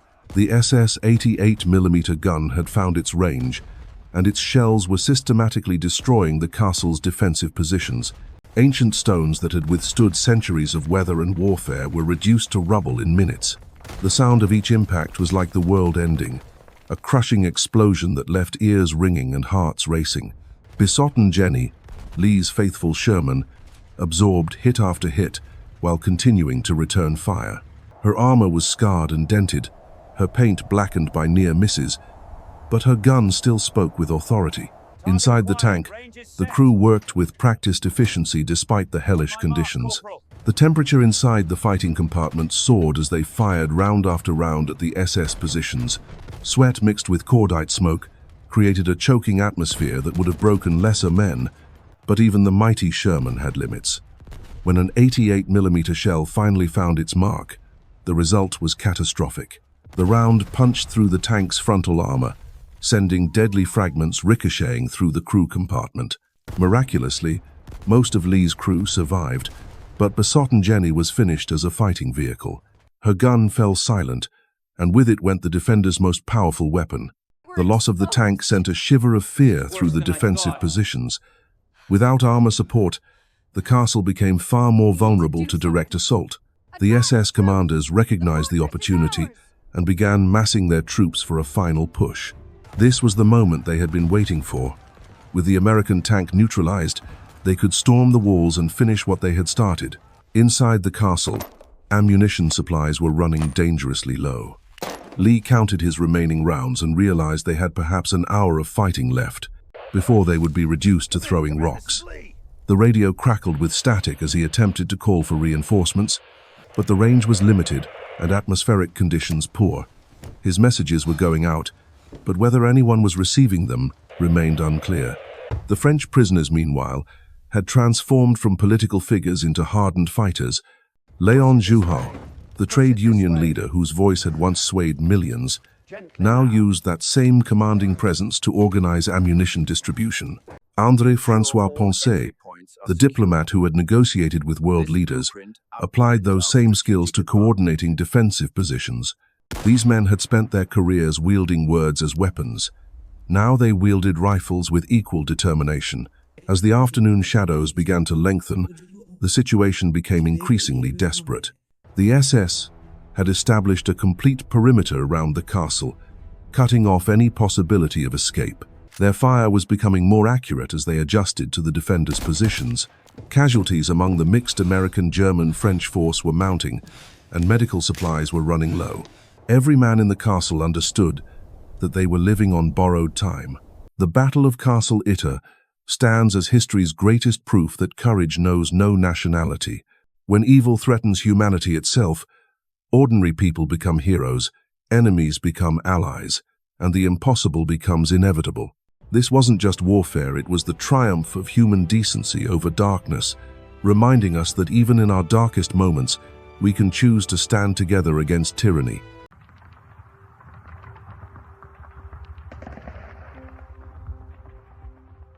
In September of 1940, a young Polish officer made a decision that defied every instinct of human survival. Rather than fleeing to safety or hiding in the shadows, he deliberately walked into the hands of the Gestapo, allowing himself to be captured and transported to the most notorious death camp in Nazi-occupied Europe. His mission was simple to describe but impossible to comprehend: infiltrate Auschwitz, organize resistance from within, and send intelligence to the outside world. What followed was a story of courage so extraordinary that it remained buried in classified files for decades after the war ended. This was not an isolated act of heroism. Across occupied Europe, from the frozen forests of Poland to the sun-baked hills of France, ordinary people were making extraordinary choices. They were teachers and social workers, jazz musicians and codebreakers, housewives and diplomats. What united them was not their background or their nationality, but their willingness to risk everything for a cause greater than themselves. These were the forgotten heroes of World War II, and their stories will leave you questioning what you would have done in their place. The names you know from this war are the generals and politicians, the famous battles and turning points that shaped the course of history. But what if I told you that some of the most decisive moments of the war were carried out by people whose names never appeared in newspapers, whose faces were never seen on propaganda posters? What if the difference between victory and defeat came down to a handful of individuals who chose to act when everyone else chose to look away? Today, we're going to uncover 3 stories that will change how you think about courage, sacrifice, and the power of individual action. We'll meet a man who voluntarily entered hell to document its horrors, a woman who smuggled thousands of children to safety while the world turned a blind eye, and a network of female spies who operated in the shadows with nothing but their wits and an unshakable belief in freedom. These are not the stories Hollywood makes movies about. These are the stories that were deliberately forgotten, buried under layers of political convenience and national mythology. But before we dive into these incredible accounts, let me give you a sense of just how dangerous and desperate the situation was in occupied Europe. By 1940, Nazi Germany controlled territory stretching from the Atlantic coast of France to the gates of Moscow. Resistance meant death, and not just for the resistors themselves, but for their families, their neighbors, their entire communities. The Nazis had perfected a system of collective punishment that made heroism a decision that could condemn dozens of innocent people to execution. Yet despite these overwhelming odds, despite the machinery of terror that the fascists had constructed, ordinary people continued to choose resistance. They chose it knowing the consequences. They chose it knowing the odds. They chose it because they understood something that we often forget in our comfortable modern world, that there are moments in history when doing nothing is not an option, when survival without honor becomes a fate worse than death itself. Our first story takes us to the heart of Nazi-occupied Poland, where Witold Pilecki was serving as a cavalry officer in the Polish resistance. The date was September 19th, 1940. Warsaw had already fallen. The Polish government had fled into exile, and the brutal machinery of the Holocaust was just beginning to reveal its true scope. Reports were filtering out of a new kind of camp, something more sinister than a prison, more systematic than a ghetto. But these reports were fragmentary, unverified, dismissed by many Allied officials as wartime propaganda. Pilecki knew that the world needed proof, hard evidence of what was happening behind the barbed wire of Auschwitz. So he devised a plan that bordered on insanity. He would allow himself to be captured in a routine roundup of civilians, transported to the camp, and from inside those walls, he would build a network of resistance and intelligence gathering. The mission required him to abandon his family, his freedom, and very likely his life, all for the chance to bear witness to atrocities that the world refused to believe. The plan unfolded with terrifying precision.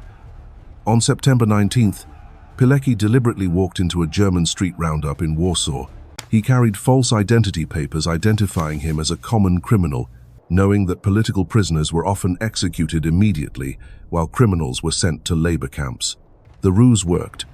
2 days later, he found himself on a cattle car bound for Auschwitz, packed in with hundreds of other prisoners, breathing through cracks in the wooden walls as the train carried them toward an uncertain fate. What Pilecki discovered inside Auschwitz exceeded even his worst expectations. This was not simply a prison or even a labor camp. It was a factory of death, designed with industrial efficiency to strip human beings of their dignity, their hope, and ultimately their lives. Prisoners died from starvation, disease, random executions, and increasingly, from the gas chambers that were being constructed with methodical precision. The scale of the killing was beyond comprehension, yet it was happening in secret, hidden from the world behind walls of concrete and barbed wire. But Pilecki had not come to Auschwitz to die. He had come to fight, and fight he did. Working carefully and methodically, he began to identify other prisoners who could be trusted, men who retained enough strength and spirit to risk their lives for the cause of resistance. Together, they formed what became known as the Union of Military Organizations, a secret network that operated within the camp itself. The organization's activities were extraordinary in their scope and daring. They sabotaged German equipment, assassinated Nazi informants who betrayed fellow prisoners, and most importantly, they gathered detailed intelligence about the camp's operations. Pilecki documented everything: the layout of the facilities, the daily routines of the guards, the location of the gas chambers, the number of people being murdered each day. This information was smuggled out of the camp through a network of contacts, eventually reaching the Polish government in exile and Allied intelligence services. The reports that emerged from Pilecki's network were among the first detailed accounts of the Holocaust to reach the outside world. They describe the systematic murder of Jewish prisoners, the medical experiments conducted on living subjects, the deliberate starvation and brutalization of inmates.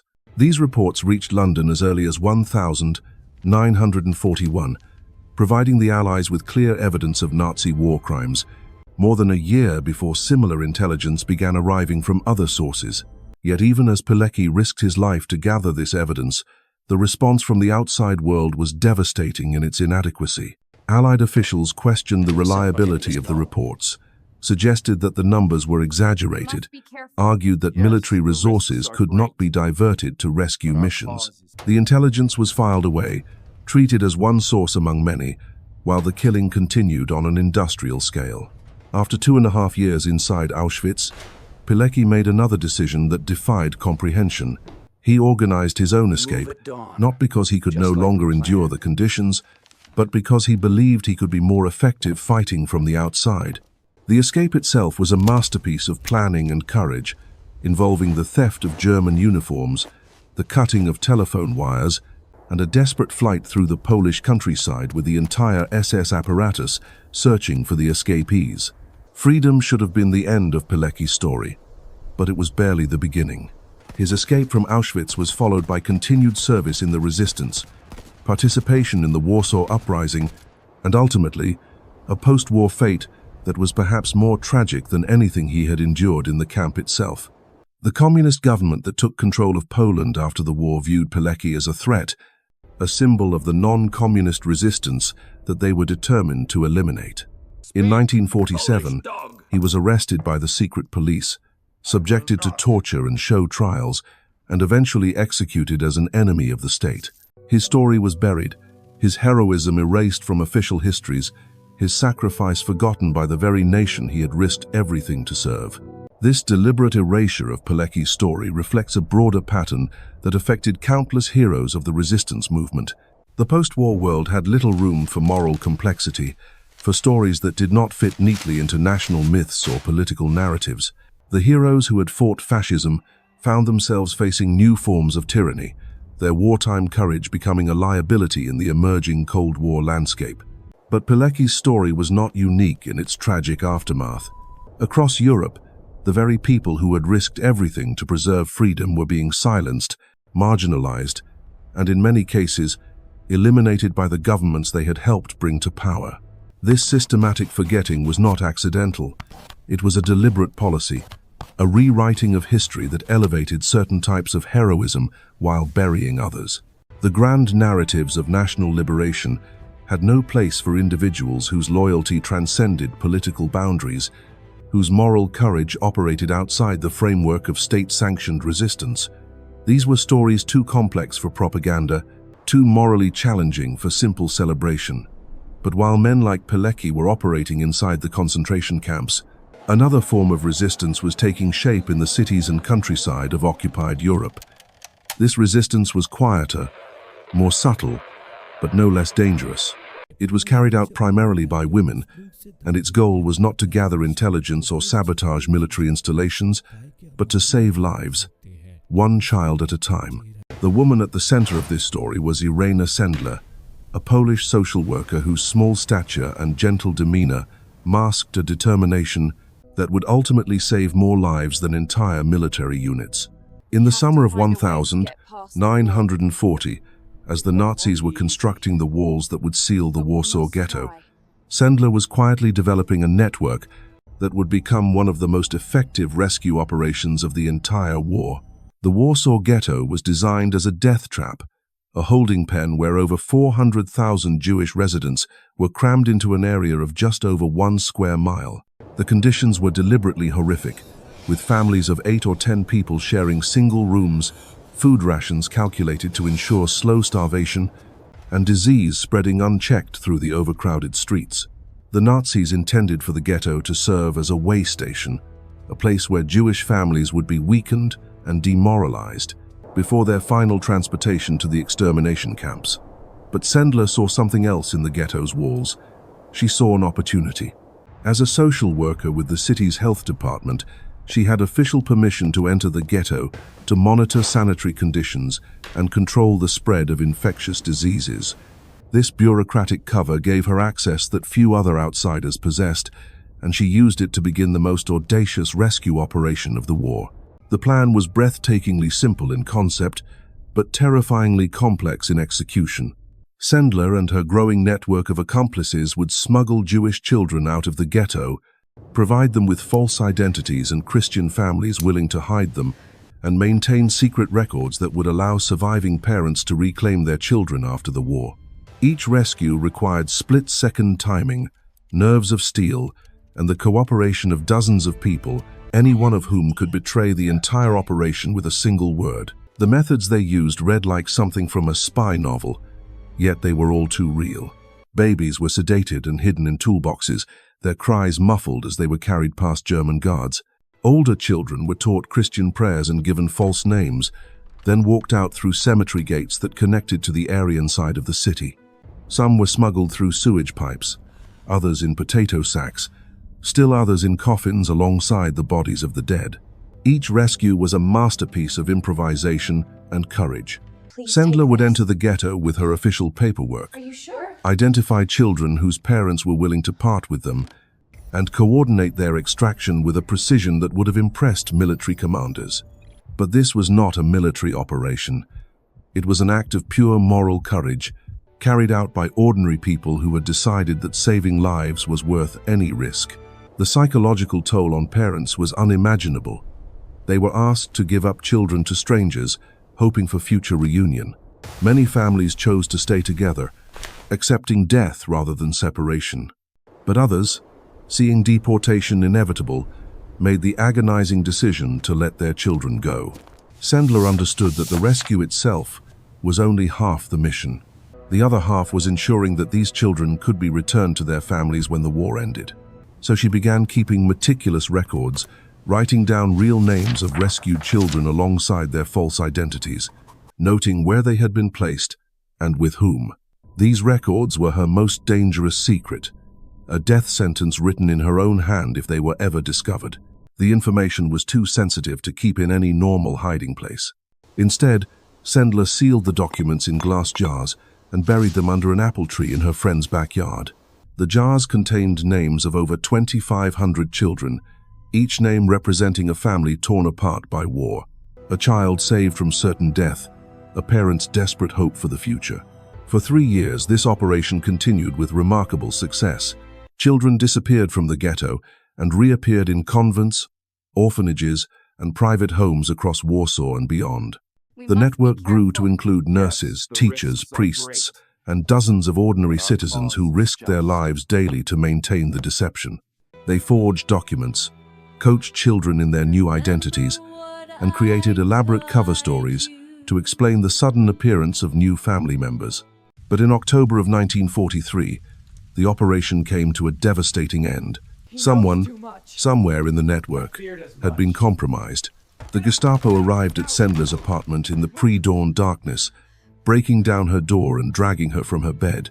The arrest was the beginning of a nightmare that would test every ounce of courage she had developed during her years in the resistance. The interrogation that followed was brutal beyond description.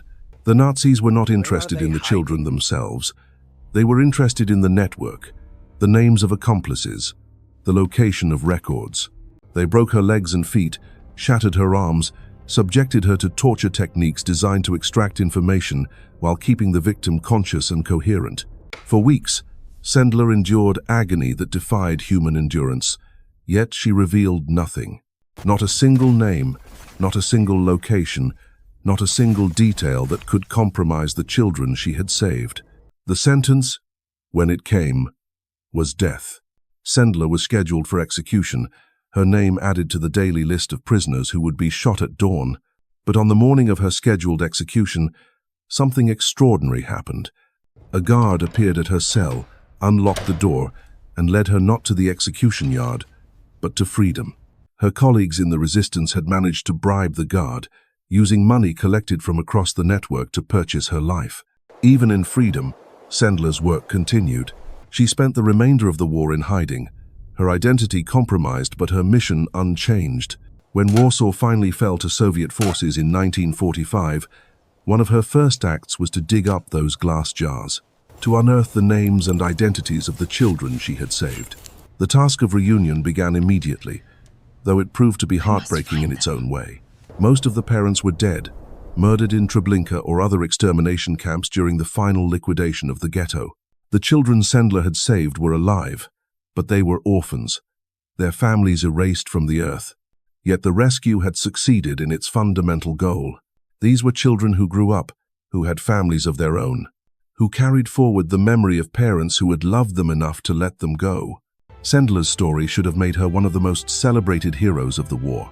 Instead, like Pilecki, she found herself on the wrong side of post-war politics.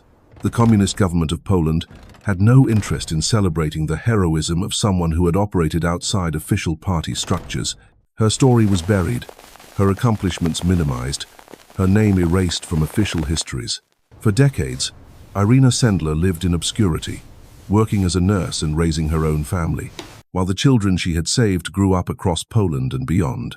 It was not until the 1,990 seconds when a group of American high school students stumbled across a brief mention of her story that the full scope of her heroism began to emerge.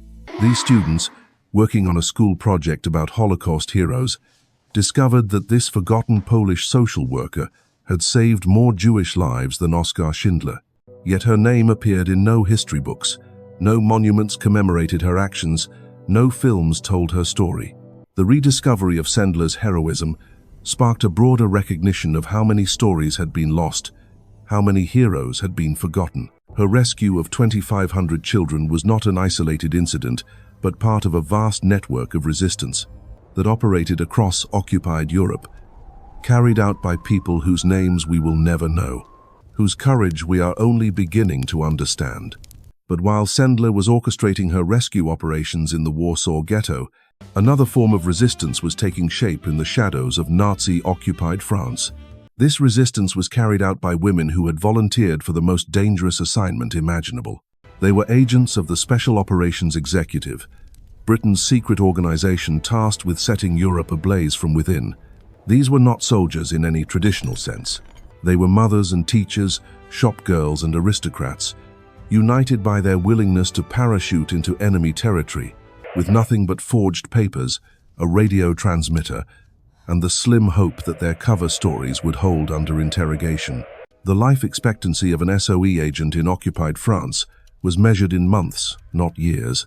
Of the 39 women sent into France by the organization's F section, 16 would never return home.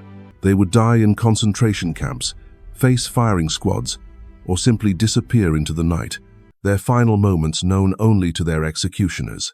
Yet they continued to volunteer, continued to board those black-painted aircraft that would drop them into a landscape where every face could belong to an informant, every knock on the door could signal betrayal.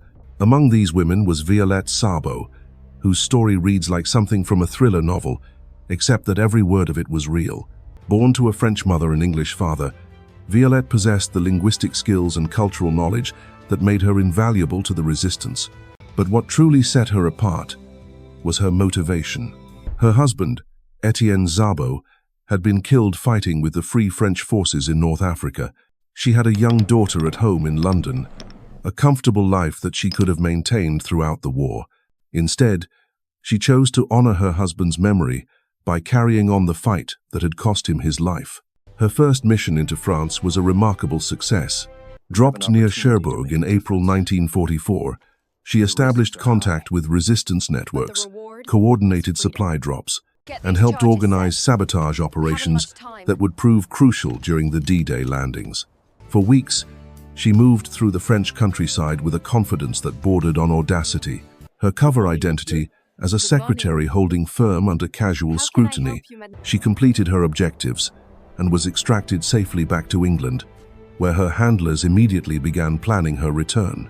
But it was her second mission that would cement her place in history. In June 1944, just days after the Allied landings in Normandy, Violette parachuted back into France with a new objective. She was to assess the strength of resistance networks in central France and coordinate their activities with the advancing Allied forces. The mission began well, with successful contacts established and intelligence gathered.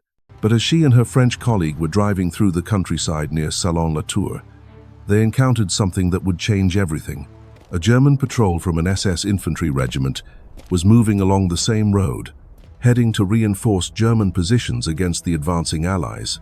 In any normal circumstance, two people in a car might have simply been waved through with a cursory check of their papers, but these were not normal circumstances.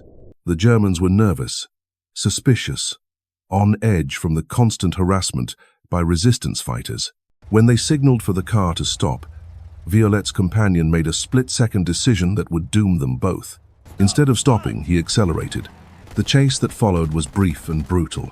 Machine gun fire shattered the car's rear window as they raced through the narrow country lanes. The vehicle careened off the road and crashed into a ditch, leaving both occupants exposed and on foot. Violette's colleague, unhurt but panicked, began to run. But Violette had been wounded in the arm by the German gunfire, and her weak ankle, an old injury from her youth, gave out as she tried to flee. What happened next has become the stuff of legend, though the truth is perhaps more extraordinary than any legend. Instead of surrendering immediately, Violette turned to face her pursuers. Armed with nothing but a Sten gun, she opened fire on the approaching German soldiers, buying precious time for her colleague to escape. She held them off for nearly an hour, moving from position to position, her accurate fire keeping an entire patrol at bay. The Germans, frustrated by their inability to advance, called for reinforcements. When Violette finally ran out of ammunition, she was surrounded by dozens of soldiers, all of them wary of the small woman who had single-handedly disrupted their entire operation. Her capture marked the beginning of an ordeal that would test every ounce of courage she possessed. The interrogation began immediately. The Germans knew they had captured someone important, someone whose knowledge could compromise resistance networks across central France. For days, they subjected her to questioning that grew increasingly violent as her silence persisted. They threatened her daughter, promised her comfortable imprisonment if she cooperated, alternated between brutality and false kindness in their attempts to break her resolve. Through it all, Violette revealed nothing. When it became clear that conventional interrogation would not succeed, she was transferred to Fresnes prison outside Paris, then later to Germany itself. The journey east was a nightmare of overcrowded cattle cars, sporadic food, and the constant fear of Allied bombing raids. But even in these conditions, Violette maintained the morale of her fellow prisoners, organizing small acts of defiance, sharing what little food she had, refusing to let the Germans see her spirit broken. Her final destination was Ravensbrück, the concentration camp designed specifically for women. Here, she was reunited with two other SOE agents who had been captured earlier, Denise Bloch and Lillian Rolfe. The three women, representing the cream of British intelligence operations, found themselves reduced to slave labor, working in the camp's factories while slowly starving on rations calculated to ensure gradual death. Yet even in Ravensbrück, their resistance continued. They sabotaged production quotas, maintained communication with other prisoners, and kept alive the hope that somehow they might survive to see liberation. Violette, despite her own suffering, became a source of strength for other inmates, her refusal to despair serving as an inspiration to women who had lost everything. These stories of Witold Pilecki, Irina Sendler, and Violette Szabo represent thousands of others who chose courage when the world chose silence. They remind us that heroism is not reserved for the famous or the powerful, but lives in the hearts of ordinary people who refuse to accept that evil is inevitable. Their names may have been forgotten by history, but their legacy lives on in every act of moral courage, every choice to stand up rather than stand by. The next time you face a moment that demands you choose between comfort and conscience, remember these forgotten heroes and ask yourself, what would they have done?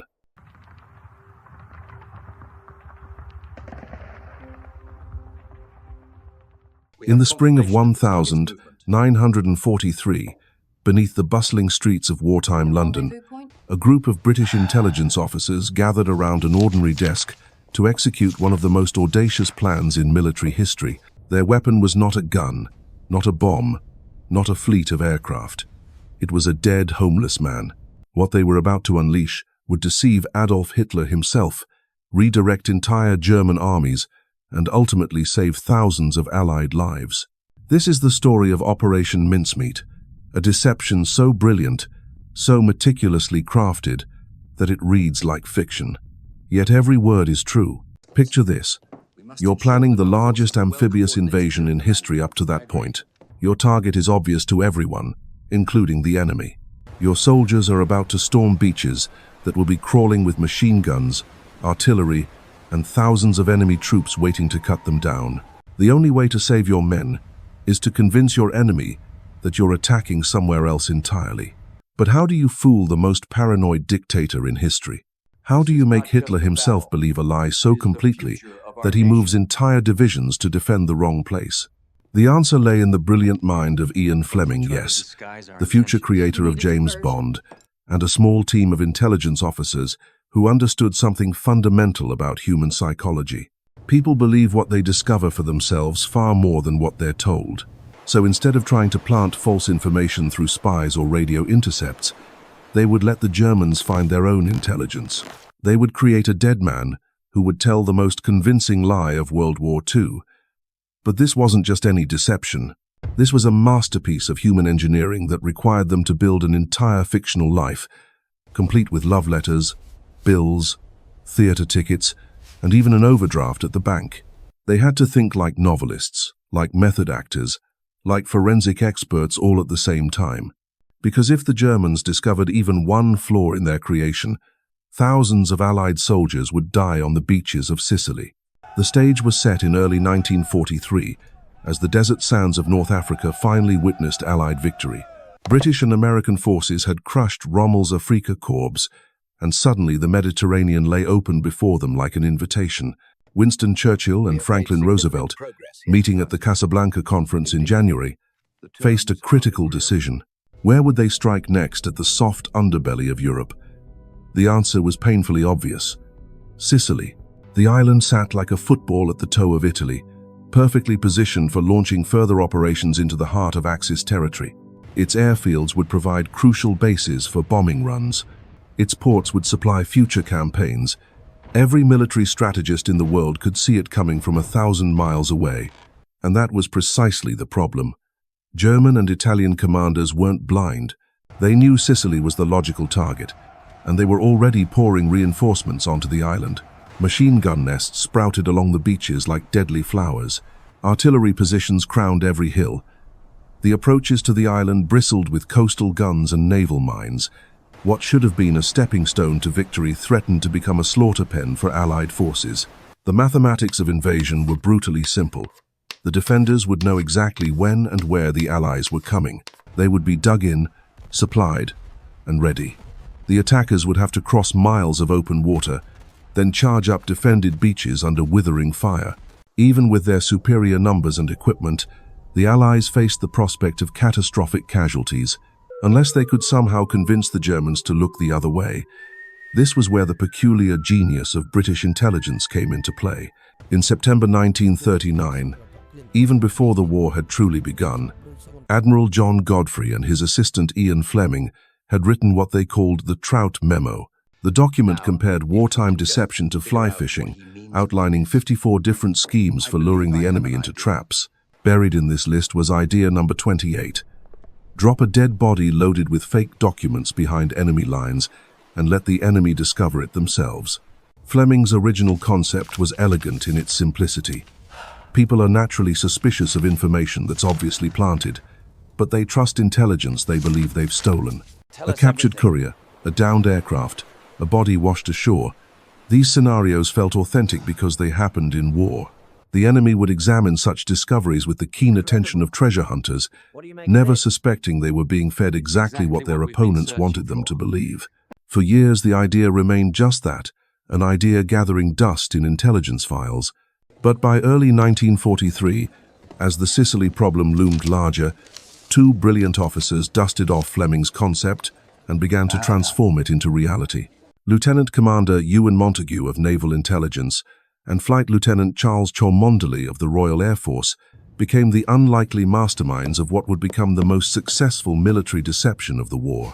Montagu brought a unique perspective to the project. Coming from a prominent Jewish family, he harbored a deeply personal hatred for Hitler and everything the Nazi regime represented. Later, he would describe the particular satisfaction he felt in knowing that he had directly and specifically fooled that monster. But personal motivation alone wouldn't be enough. The operation would require meticulous planning, unprecedented attention to detail, and a corpse. Finding the right body proved far more challenging than anyone anticipated. They couldn't simply grab any corpse from a morgue. The body needed to be fresh enough to appear recently drowned, yet old enough that any forensic examination wouldn't reveal suspicious details. It needed to be the right age, the right build, and most crucially, it needed to belong to someone with no family or friends who might ask awkward questions. Sir Bernard Spilsbury, the leading pathologist of the day, joined their search for the perfect corpse. For weeks, they scoured morgues and hospitals across London, looking for their star performer. The requirement seemed impossible to meet. Then, in a warehouse near King's Cross Station, they found him. Glyndwr Michael had lived a life that nobody would remember. Born in the Welsh valleys, he drifted to London after losing both parents, surviving on the streets with no money, no friends, and no prospects. His final act was to consume rat poison, whether by accident or design, nobody would ever know. The phosphorus in the poison reacted with his stomach acids, producing a slow, agonizing death that left his body in exactly the condition the intelligence officers needed. Here was their leading man, a 34-year-old vagrant whose death would serve his country in ways his life never could. But Glyndwr Michael was about to be reborn as someone entirely different. Someone with a name, a rank, a personality, and most importantly, a briefcase full of secrets that would change the course of history. The transformation would be extraordinary. They weren't just creating a false identity. They were building a complete human being from scratch. Major William Martin of the Royal Marines would need a past, a present, and tragically, no future. He would need love letters from a fiancée, bills from his tailor, theatre tickets from his last night in London. Every detail had to be perfect because German intelligence officers would examine every fiber, every crease, every smudge on every document. What happened next would test the limits of human creativity and deception as a team of British intelligence officers worked to create the most convincing lie ever told. The creation of Major William Martin began with a single photograph. In the basement offices of British intelligence, a young woman named Jean Gerard sat for what would become one of the most important portraits of World War II. Gerard worked as a clerk for MI5, but her face would soon grace the wallet of a dead man, transforming her into Pam, the fictional fiancée whose love letters would help sell the greatest lie ever told. But a photograph wasn't enough. Love leaves traces, and German intelligence officers were trained to spot forgeries. So the team did something unprecedented in the history of espionage.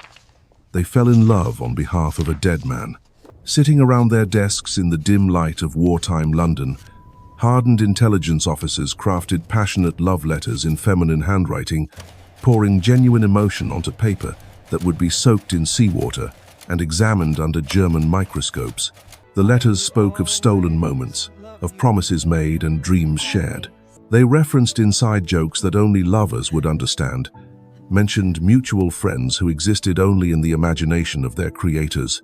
One letter playfully scolded Martin for his terrible habit of losing his keys, a detail so mundane, so perfectly human, that no forger would think to include it. Yet these were exactly the touches that would convince enemy agents they were reading genuine correspondence. Meanwhile, other team members became method actors in the theater of deception. They wore Martin's uniform for weeks, ensuring it carried the natural wear patterns of a serving officer. They scuffed his shoes on London pavements, frayed his shirt cuffs with careful use, even created a convincing overdraft at his bank. Every aspect of Martin's existence had to feel lived in, authentic, real. The attention to detail bordered on obsession. They purchased expensive underwear and wore it themselves to give it that authentic used appearance. They aged his identity documents with careful exposure to light and moisture. They even created a father for Martin, complete with a stern letter about outstanding debts and family obligations. The fictional major wasn't just a name on a corpse. He was a fully realized human being with relationships, responsibilities, and flaws. But the crown jewel of their creation lay in the documents Martin would carry. These weren't just random military papers. They were carefully crafted intelligence designed to exploit Hitler's own paranoia and strategic thinking.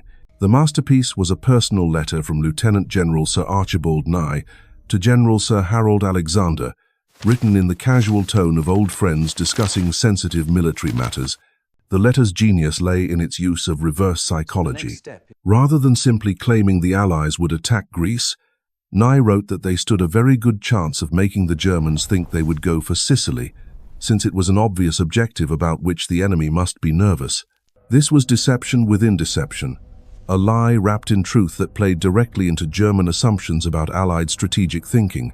The second key document introduced Martin as an expert in amphibious warfare, being sent to study landing techniques for future operations. It referenced the recent disaster at Dieppe, lending credibility through acknowledged failure, and made subtle jokes about sardines that would plant the seed of Sardinia in German minds. Every word was chosen to feel authentic, while guiding enemy thinking toward exactly the wrong conclusions. With their fictional major complete and his documents prepared, the team faced their final challenge, delivering their creation to the enemy without arousing suspicion. They needed a location where German intelligence operated freely, where local officials might be sympathetic to Nazi interests, and where ocean currents would believably deliver a body from a crashed aircraft. The answer was Huelva, a Spanish port city on the Atlantic coast. Spain remained officially neutral in the war, but its military leaders harbored strong pro-German sympathies. More importantly, Huelva hosted both a German consulate and an Abwehr intelligence officer operating under diplomatic cover. The local currents were perfect for their purposes, strong enough to push a body ashore but gentle enough to preserve the documents it carried. On April 19th, 1943, the body of Glindra Michael, now transformed into Major William Martin, was loaded aboard HMS Seraph, a British submarine commanded by Lieutenant Bill Jewell. The corpse traveled in a specially designed steel canister, packed with dry ice to preserve it during the journey to Spanish waters. For 3 months, the homeless Welshman had waited in a London morgue. Now he was about to take the stage in the greatest performance of his life. The submarine slipped through the dark waters of the Bay of Biscay, carrying its unusual cargo toward destiny. Lieutenant Jewell and his crew knew they were participating in something extraordinary, though the full details remained classified. As they approached the Spanish coast, tension filled the submarine's cramped compartments. Everything depended on the next few hours. In the pre-dawn darkness of April 30th, HMS Seraph surfaced off the coast of Huelva. The crew carefully removed the canister containing Major Martin's body and prepared for the final act of their deception. They dressed the corpse in a life jacket, attached his briefcase securely to his wrist, and checked every detail one last time. Then, with surprising gentleness, they lowered the body of the man who had never mattered in life into waters where he would change history in death. Lieutenant Jewell sent a coded message back to London. Mincemeat complete. The die was cast.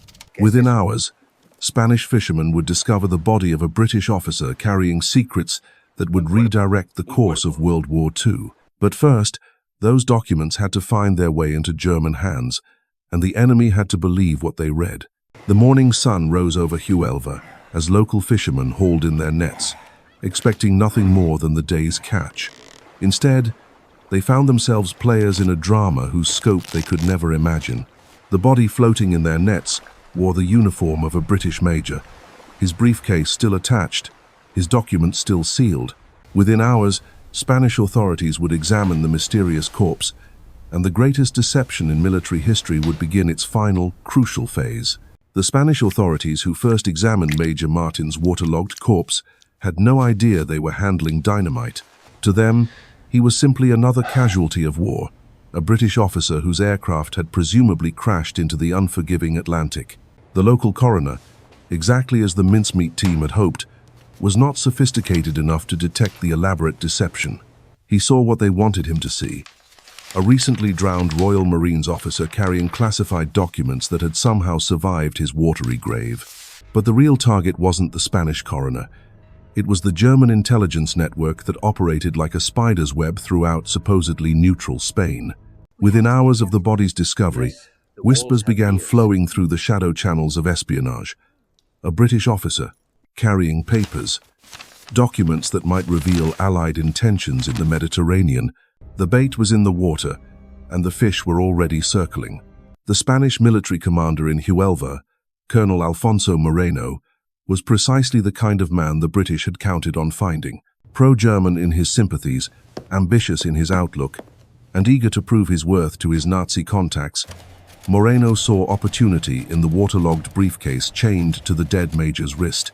He ordered photographs made of every document before officially handing them back to British authorities, a decision that would echo through history. Those photographs traveled fast, from Huelva to Madrid. From Madrid to Berlin, the copies of Martin's documents raced through German intelligence channels like wildfire. Each handler who examined them saw exactly what the mincemeat team had intended. Authentic British military correspondence discussing invasion plans for Greece and Sardinia, with Sicily mentioned only as a diversionary target to fool German defenders. The documents reached the desk of Colonel Alexis Baron von Rouen, head of German military intelligence's Foreign Armies West section. Von Rouen was no amateur. He'd built his reputation on careful analysis and healthy skepticism about enemy intelligence. But as he studied the Martin papers under the harsh light of his Berlin office, he saw no reason for suspicion. The documents felt real because they were real, in every way except the information they contained. The letters bore authentic letterheads, genuine signatures, and the kind of mundane personal details that forgers rarely bothered to include. Nye's casual mention of appointing a new commander for the Guards Brigade, his discussion of American service medals for British officers, these were the touches that convinced von Rouen he was reading stolen Allied secrets rather than planted deception. The psychological trap was perfect, and Germany's top intelligence analyst walked straight into it. Von Rouen's analysis traveled upward, through the Nazi command structure, gaining credibility with each endorsement. By early May, the Martin documents had reached the highest levels of German leadership. Admiral Karl Dönitz, commander of the German Navy, examined them personally. Field Marshal Wilhelm Keitel, chief of the Armed Forces High Command, added his assessment. Each senior officer who reviewed the intelligence reached the same conclusion. The Allies were planning to invade Greece and Sardinia, using Sicily as a feint. But the ultimate judge sat in his fortified compound outside Berlin, surrounded by maps and haunted by the growing pressure of fighting a war on multiple fronts. Adolf Hitler had built his empire on intuition as much as military force, and his paranoid mind was perfectly calibrated to believe the Martin deception. When the documents finally reached his desk, they confirmed his own strategic instincts about Allied intentions in the Mediterranean. Hitler's reaction exceeded even the most optimistic expectations of the mincemeat team. On May 14th, in a meeting with Admiral Dönitz that would be recorded in the German war diary, the Führer declared with absolute certainty that Sicily was not the next Allied landing. Greece and Sardinia must be reinforced immediately. The discovered Anglo-Saxon order, he proclaimed, confirmed his assumption that the planned attack would be directed mainly against Sardinia and the Peloponnese. The speed of Hitler's response was breathtaking. Within days, German divisions began moving across Europe like pieces on a vast chessboard. The elite 1st Panzer Division, battle-hardened veterans who could have made the difference in Sicily, rolled out of France toward Greece. 7 infantry divisions departed Italy for the Balkans. Aircraft squadrons repositioned to Sardinian airfields. Naval units shifted from Sicily to Greek waters. British codebreakers at Bletchley Park watched this massive redeployment with amazement and growing excitement.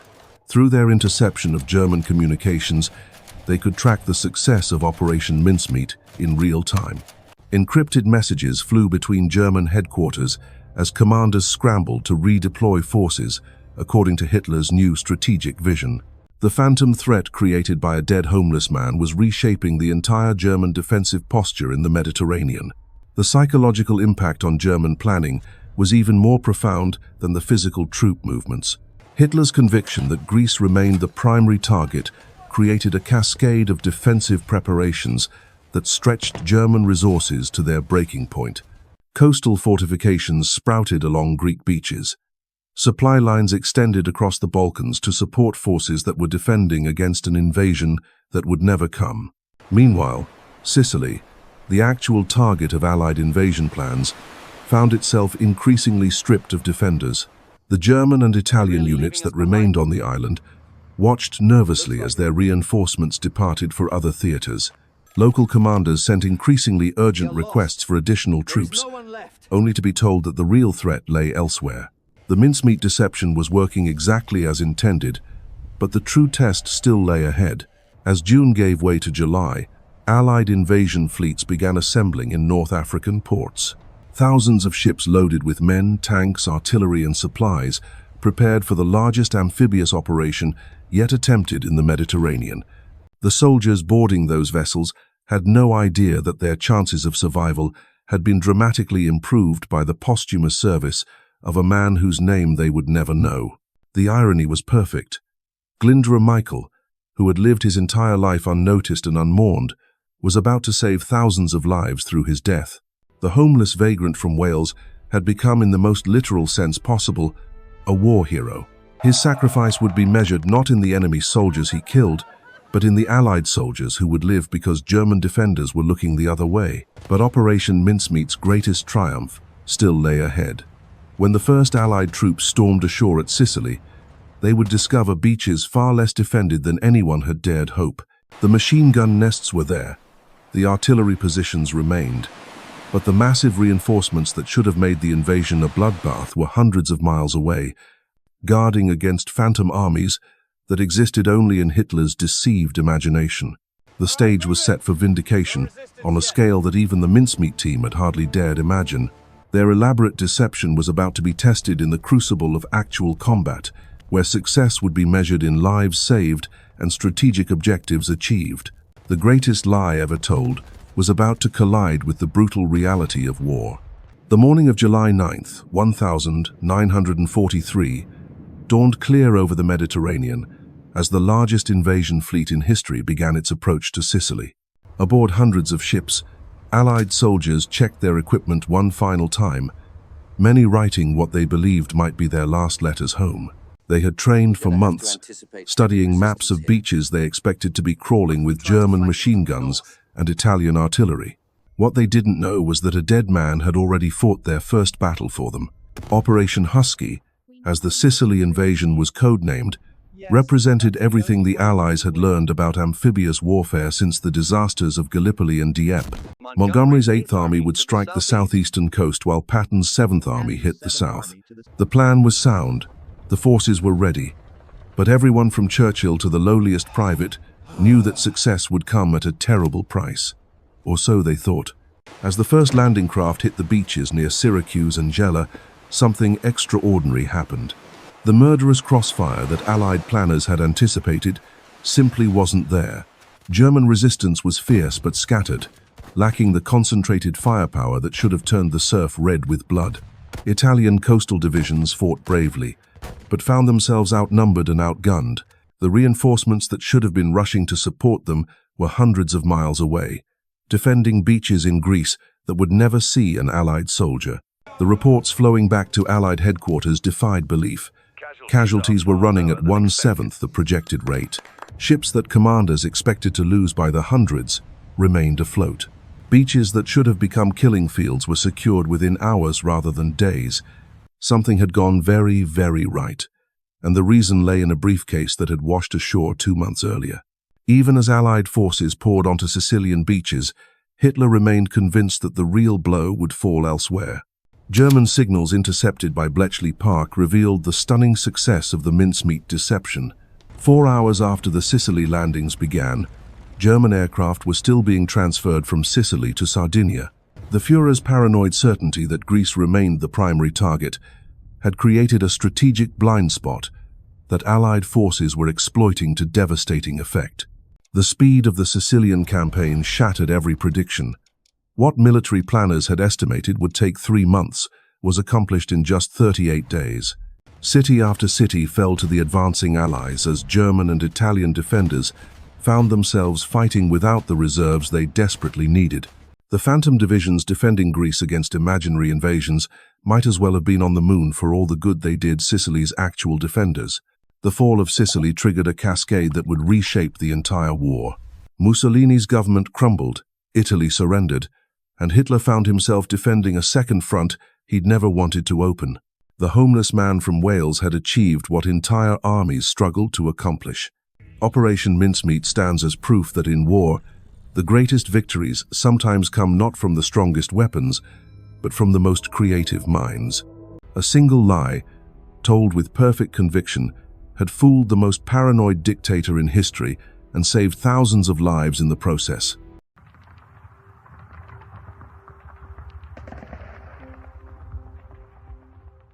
In the final days of World War II, when the Third Reich lay in ruins and Hitler's bunker had become his tomb, something extraordinary happened in the Austrian Alps that defied every rule of warfare. Picture this: American tanks rolling up to a medieval castle, not to storm it, but to defend it. German Wehrmacht soldiers fighting alongside their former enemies.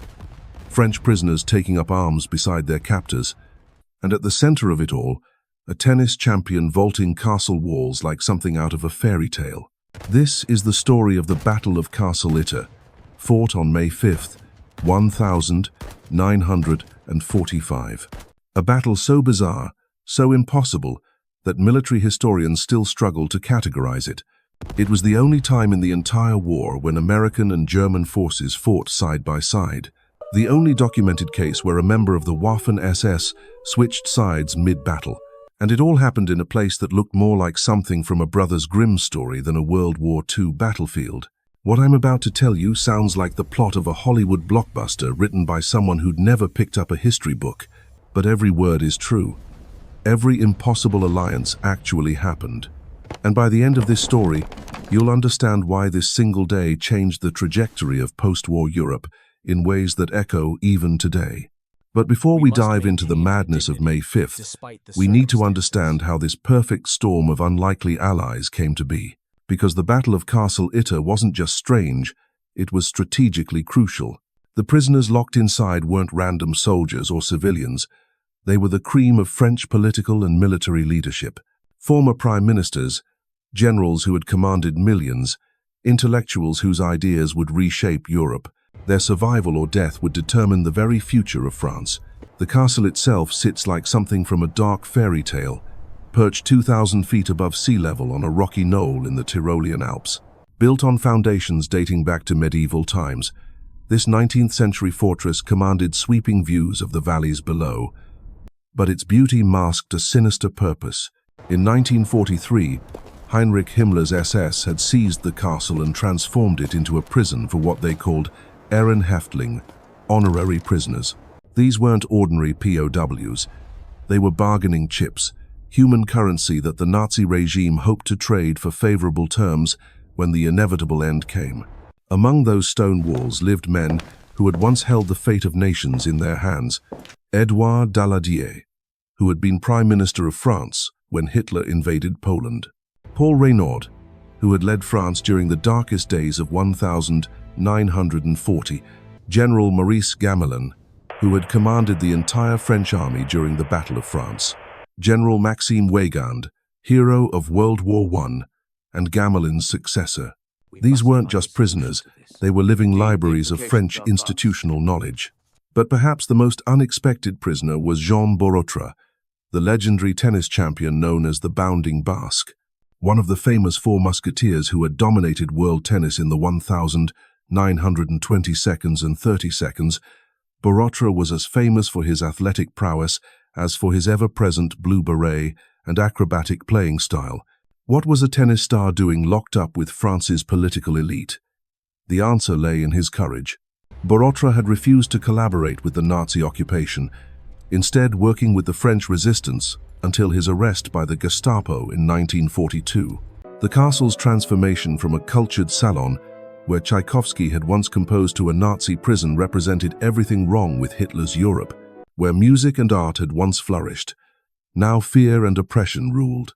The prisoners lived in converted guest rooms, their movements restricted to the castle grounds, watched constantly by SS guards who grew more nervous with each passing day as the war turned against Germany. As 1945 dawned, these guards had good reason for their anxiety. The Third Reich was collapsing on all fronts. The Red Army was crushing German resistance in the east, while Allied forces poured across the Rhine in the west. By April, even the most fanatical Nazis could see that defeat was inevitable. But for the prisoners at Castle Itter, this approaching liberation brought not hope, but terror. Heinrich Himmler had issued orders that all political prisoners were to be executed rather than allowed to fall into Allied hands.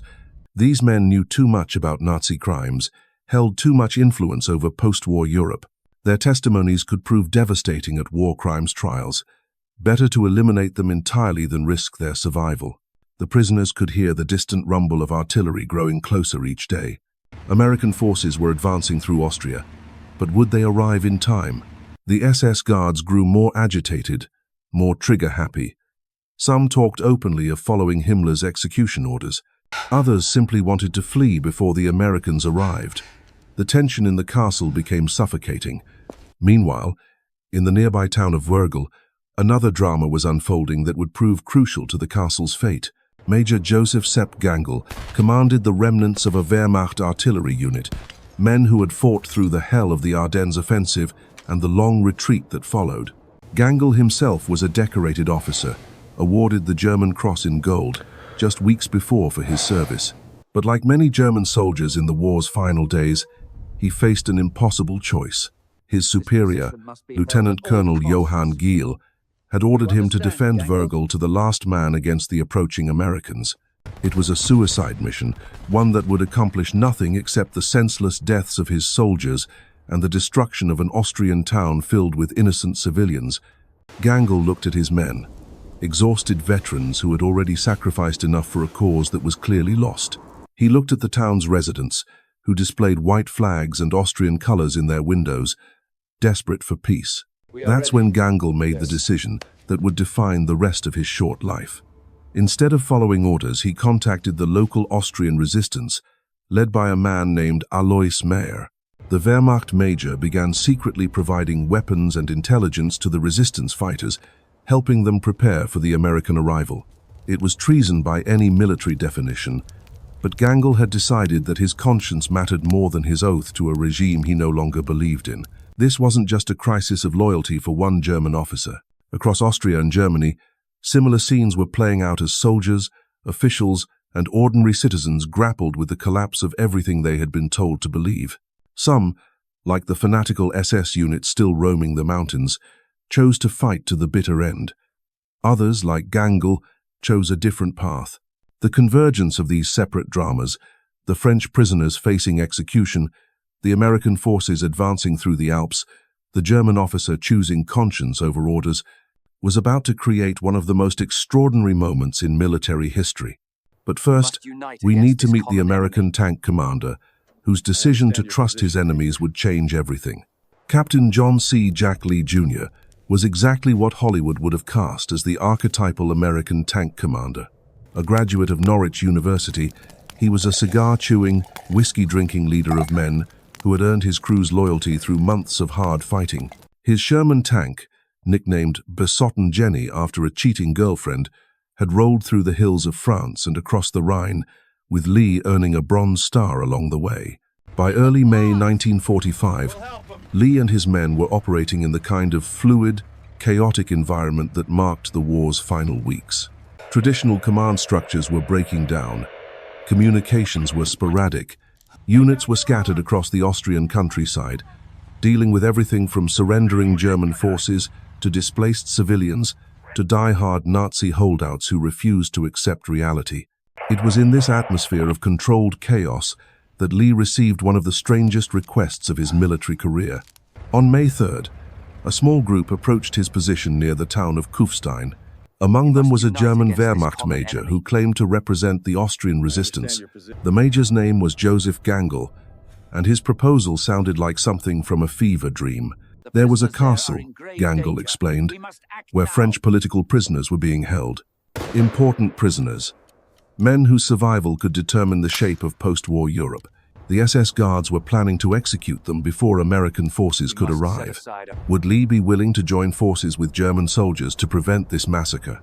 Lee's initial reaction was exactly what you'd expect from a battle-hardened tank commander faced with such an outlandish proposal. Trust German soldiers? Fight alongside men who had been trying to kill Americans just days before? It violated every instinct, every protocol, every lesson learned through months of brutal warfare. The smart play was to report this up the chain of command and let someone else make the decision. But something about Gangel's manner, his obvious sincerity and desperation, gave Lee pause. The German major wasn't asking for surrender terms or trying to negotiate his own safety. He was risking everything to save French prisoners from his own side. There was also the practical consideration that time was running out. Any delay might mean the prisoner's execution. Lee made a decision that would have seemed impossible just weeks earlier. He agreed to the alliance. Taking a small force of his most trusted men and his Sherman tank, Besotten Jenny, he set out with Gangel toward Castle Itter. It was a leap of faith that would either save lives or get them all killed. The journey to the castle revealed just how fluid the situation had become. Austrian civilians cheered the American tanks, while German soldiers looked on with a mixture of relief and uncertainty. Some Wehrmacht units were already surrendering en masse. Others had simply melted away into the countryside. But scattered throughout the region were SS units and Nazi loyalists who viewed any talk of surrender as treason punishable by death. As they approached Castle Itter, Lee got his first good look at their objective. The fortress sat on its rocky perch like something from a medieval legend, its walls rising directly from the cliff face. It was a defender's dream and an attacker's nightmare. Steep approaches, commanding fields of fire, and stone walls thick enough to stop anything short of heavy artillery. If the SS decided to make a stand here, it would be a bloodbath. But the real revelation came when Lee met the prisoners themselves. These weren't broken men cowering in cells. They were some of the most distinguished figures in French political and military history, and they carried themselves with the dignity of leaders who had faced worse than Nazi imprisonment. Former Prime Minister Paul Reynaud greeted the American captain with the composed manner of a statesman conducting diplomacy. General Maxime Weygand, despite his advanced age, still possessed the bearing of a soldier who had commanded armies. And then there was Jean Borotra, the tennis champion whose athletic grace remained evident even in prison clothes. Borotra studied the castle's defenses with the same calculating intensity he had once brought to Wimbledon's centre court. When Lee outlined the desperate nature of their situation, the Frenchman didn't hesitate. If fighting was required, he was ready. The defensive preparations revealed the surreal nature of their alliance. American soldiers worked alongside German Wehrmacht troops to position machine guns and prepare fighting positions. French prisoners who had been locked up by the Nazi regime now stood ready to fight beside their former captors. The language barriers were overcome through gestures, shared cigarettes, and the universal soldier's understanding of preparing for battle. Lee positioned his Sherman tank at the castle's main gate, its 76mm gun trained on the approaches below. The tank's machine guns were loaded and ready. Around the castle's perimeter, a mixture of American GIs, German soldiers, French politicians, and Austrian resistance fighters prepared for what they all knew would be a desperate fight. The irony wasn't lost on anyone. Just days after Hitler's suicide, just hours before Germany's surrender, they were about to fight one of the war's strangest battles. Americans and Germans who had been killing each other for years were now depending on each other for survival. French prisoners were taking up arms alongside the soldiers who had guarded them. A tennis champion was preparing to vault castle walls in the service of military strategy. But perhaps the most remarkable aspect of this unlikely alliance was how naturally it seemed to come together. When faced with a common enemy, the fanatical SS troops advancing on the castle, the artificial divisions of nationality and uniform seemed to matter less than the shared human values they were defending. These were men who had chosen conscience over blind obedience, who valued innocent life over political ideology. As night fell on May 4th, the defenders settled in for what they knew would be a long wait. Intelligence reports suggested that a large SS force was gathering in the hills around the castle. These weren't regular German soldiers looking for an honorable surrender. These were true believers, fanatics who would rather die fighting than accept Germany's defeat. The attack, when it came, would test everything they had learned about cooperation, courage, and the strange bonds that can form between enemies when they discover they share the same values. In the darkness before dawn, the most unlikely alliance in military history prepared to face its ultimate test.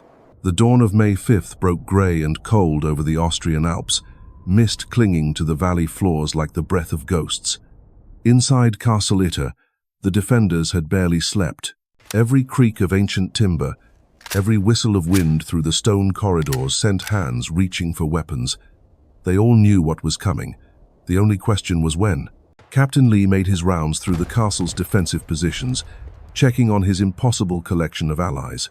At one machine gun nest, a German Wehrmacht sergeant was explaining the weapons operation to a former French prime minister.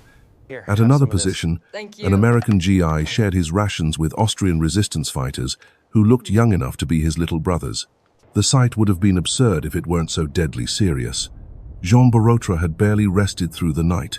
The tennis champion moved through the castle with the restless energy that had once made him famous on the courts of Europe. He studied every window, every doorway, every possible approach the enemy might take. His athletic mind was already calculating angles and distances, preparing for the moment when his unique skills might be needed. Major Gangle stood on the castle's highest tower, scanning the surrounding hills through a pair of binoculars. The German officer had crossed a line from which there could be no return. If they survived this battle, he would face court-martial and execution from his own side. If they didn't survive, the point would be moot. But looking at the French prisoners moving freely around the castle, no longer confined to their converted prison cells, he felt something he hadn't experienced in years: peace with his conscience. The first sign of trouble came just after sunrise. A single rifle shot echoed from the valley below, then another. Lee's radio crackled to life with reports from his outposts. SS reconnaissance teams were probing the approaches to the castle, testing the defenses, looking for weak points. The main attack wouldn't be far behind. Gangle immediately contacted Alois Mayer, the Austrian resistance leader back in Virgil, requesting reinforcements. The response was heartbreaking in its honesty. Mayer could spare only 2 more German soldiers and a teenage Austrian boy named Hans Waltel. That was it. The defenders would face whatever was coming with the men they had. By mid-morning, the SS force had revealed itself. Through his binoculars, Lee counted at least 150 soldiers moving through the forest below. They were led by Oberfuhrer Georg Bochmann, a fanatic who had spent the war's final months hunting down German deserters and executing anyone who dared display white flags of surrender. These weren't soldiers looking for an honorable end to the war. These were true believers who would rather die than see Germany surrender. The SS troops took their time, methodically surrounding the castle and cutting off all escape routes. Their tactics were professional, precise, and utterly ruthless. Any civilian foolish enough to be caught in the open was shot without hesitation. This wasn't going to be a conventional battle with rules and quarter given to prisoners. This was going to be an extermination. Inside the castle, Lee gathered his strange coalition for a final briefing. He had ordered the French prisoners to take shelter in the castle's deepest chambers, but they refused. Edouard Daladier, the former prime minister who had led France into war against Hitler, wasn't about to cower while others fought for his freedom. Paul Reynaud, despite being in his 60s, insisted on taking up a rifle. Even the elderly generals, men who had commanded armies in 2 world wars, demanded to contribute to the defense. The irony was staggering. French politicians who had been imprisoned by the Nazi regime were now preparing to fight alongside German soldiers against other Germans. Wehrmacht troops who had spent years following orders without question were now making their own moral choices. American soldiers were entrusting their lives to enemies they had been trained to kill without mercy. Yet somehow, it worked. The language barriers that should have made coordination impossible seemed to dissolve under pressure. Hand signals replaced words. Shared glances conveyed tactical understanding. Men who had never fought together began moving with the fluid coordination of a veteran unit. The first probing attacks came just before noon. SS troops armed with machine pistols and grenades tried to rush the castle's lower approaches, but Lee's Sherman tank, Besotten Jenny, drove them back with precise cannon fire. The tank's 76mm gun could reach targets that the defenders' small arms couldn't touch, while its machine guns swept the approaches clear of infantry. But the SS had come prepared for armor. Hidden among the trees on a distant hillside, an 88mm anti-tank gun began ranging shots on the castle. The first shell screamed over the battlements and exploded harmlessly in the courtyard, showering the defenders with stone fragments. The second shot was closer. Everyone knew the third would find its mark. Lee made a desperate decision. Rather than wait for his tank to be destroyed, he ordered Besotten Jenny forward, down the winding road that led from the castle to the valley floor. If he could locate and destroy the 88mm gun, the defenders might have a chance. If not, they would lose their most powerful weapon in a matter of minutes. The Sherman tank rumbled down the narrow mountain road, with its crew scanning frantically for targets. Behind them, the castle seemed impossibly fragile, a fairy tale fortress about to be overwhelmed by modern warfare. The irony struck Lee with sudden force. Here he was, an American tank commander, driving into battle to protect French politicians, with German soldiers covering his retreat, in a fight against other Germans who refused to accept that their war was over. The 88mm gun fired again, this time at the moving tank. The shell screamed past Besotten Jenny's turret, missing by inches. Lee's gunner traversed the main gun, searching for the enemy position. There, hidden among a grove of pine trees, the long barrel of the anti-tank gun gleamed in the afternoon Sunday. The Sherman fired first. Its high-velocity shell smashed into the trees around the 88mm gun, sending splinters and shrapnel in all directions. But the German gun crew was well-trained and disciplined. They reloaded with mechanical precision, adjusted their aim, and fired again. This time they didn't miss. The armor-piercing shell punched through Besotten Jenny's side hull like a hot knife through butter. The interior of the tank erupted in flames and flying metal. Lee and his crew had seconds to escape before the ammunition exploded. They bailed out through the hatches, rolling away from their burning vehicle just as the tank's shells began cooking off in a chain of explosions that lit up the valley. Back at the castle, the defenders watched their most powerful weapon disappear in a pillar of black smoke. The psychological impact was devastating. Without the tank's fire support, they would have to face the SS assault with small arms alone. Worse, Lee and his crew were now trapped in the valley below, cut off from the castle by enemy troops. But Jean Borotra had been watching the battle unfold with the calculating mind of a champion athlete. He had noticed something the others missed. The SS troops were concentrating their assault on the castle's main approaches, but they had left gaps in their encirclement, narrow paths through the forest that a fast, agile runner might be able to navigate. The tennis champion approached the remaining American officers with a proposal that sounded like madness. He would vault the castle wall, make his way through the SS positions, and reach the American forces that everyone hoped were advancing through the valley. It was a suicide mission, a desperate gamble that would almost certainly end in capture or death. But Borotra had spent his career making impossible shots, reaching balls that other players couldn't touch, turning defeat into victory through sheer athletic will. He studied the terrain below with the same intensity he had once brought to analyzing an opponent's serve. The paths were there. The timing would have to be perfect. One mistake would be fatal. The other defenders watched in amazement as the Frenchman prepared for his desperate run. This wasn't a soldier trained for combat operations. This was a tennis player in his 40s, about to attempt something that would challenge men half his age with military training. Yet there was something in Borotra's calm confidence that inspired hope. If anyone could pull off this impossible feat, it was the man who had made a career of doing the impossible. As the afternoon wore on, the SS attacks grew more coordinated and more desperate. Bachmann's troops were running out of time. American forces were advancing through the valley, and every hour they delayed increased the chance that reinforcements would arrive.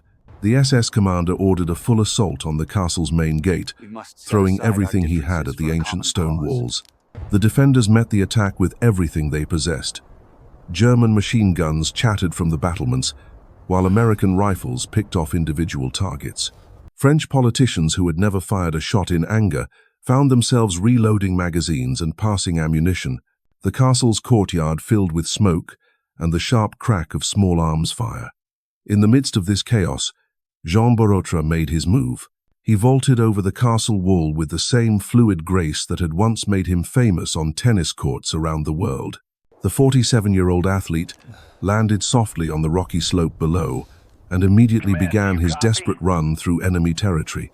What followed was a chase scene that seemed lifted from an adventure novel. Borotra sprinted through the forest with SS soldiers in pursuit, using every trick of terrain and timing he had learned through decades of athletic competition. He leaped over fallen logs, slid down rocky slopes, and changed direction with the sudden unpredictability that had once baffled tennis opponents. The Battle of Castle Itter ended with victory, but its true legacy transcends any single day's fighting. It proved that even in humanity's darkest hour, conscience could triumph over ideology, and enemies could become allies when faced with a greater evil. Sometimes the strangest battles reveal the most profound truths about who we really are.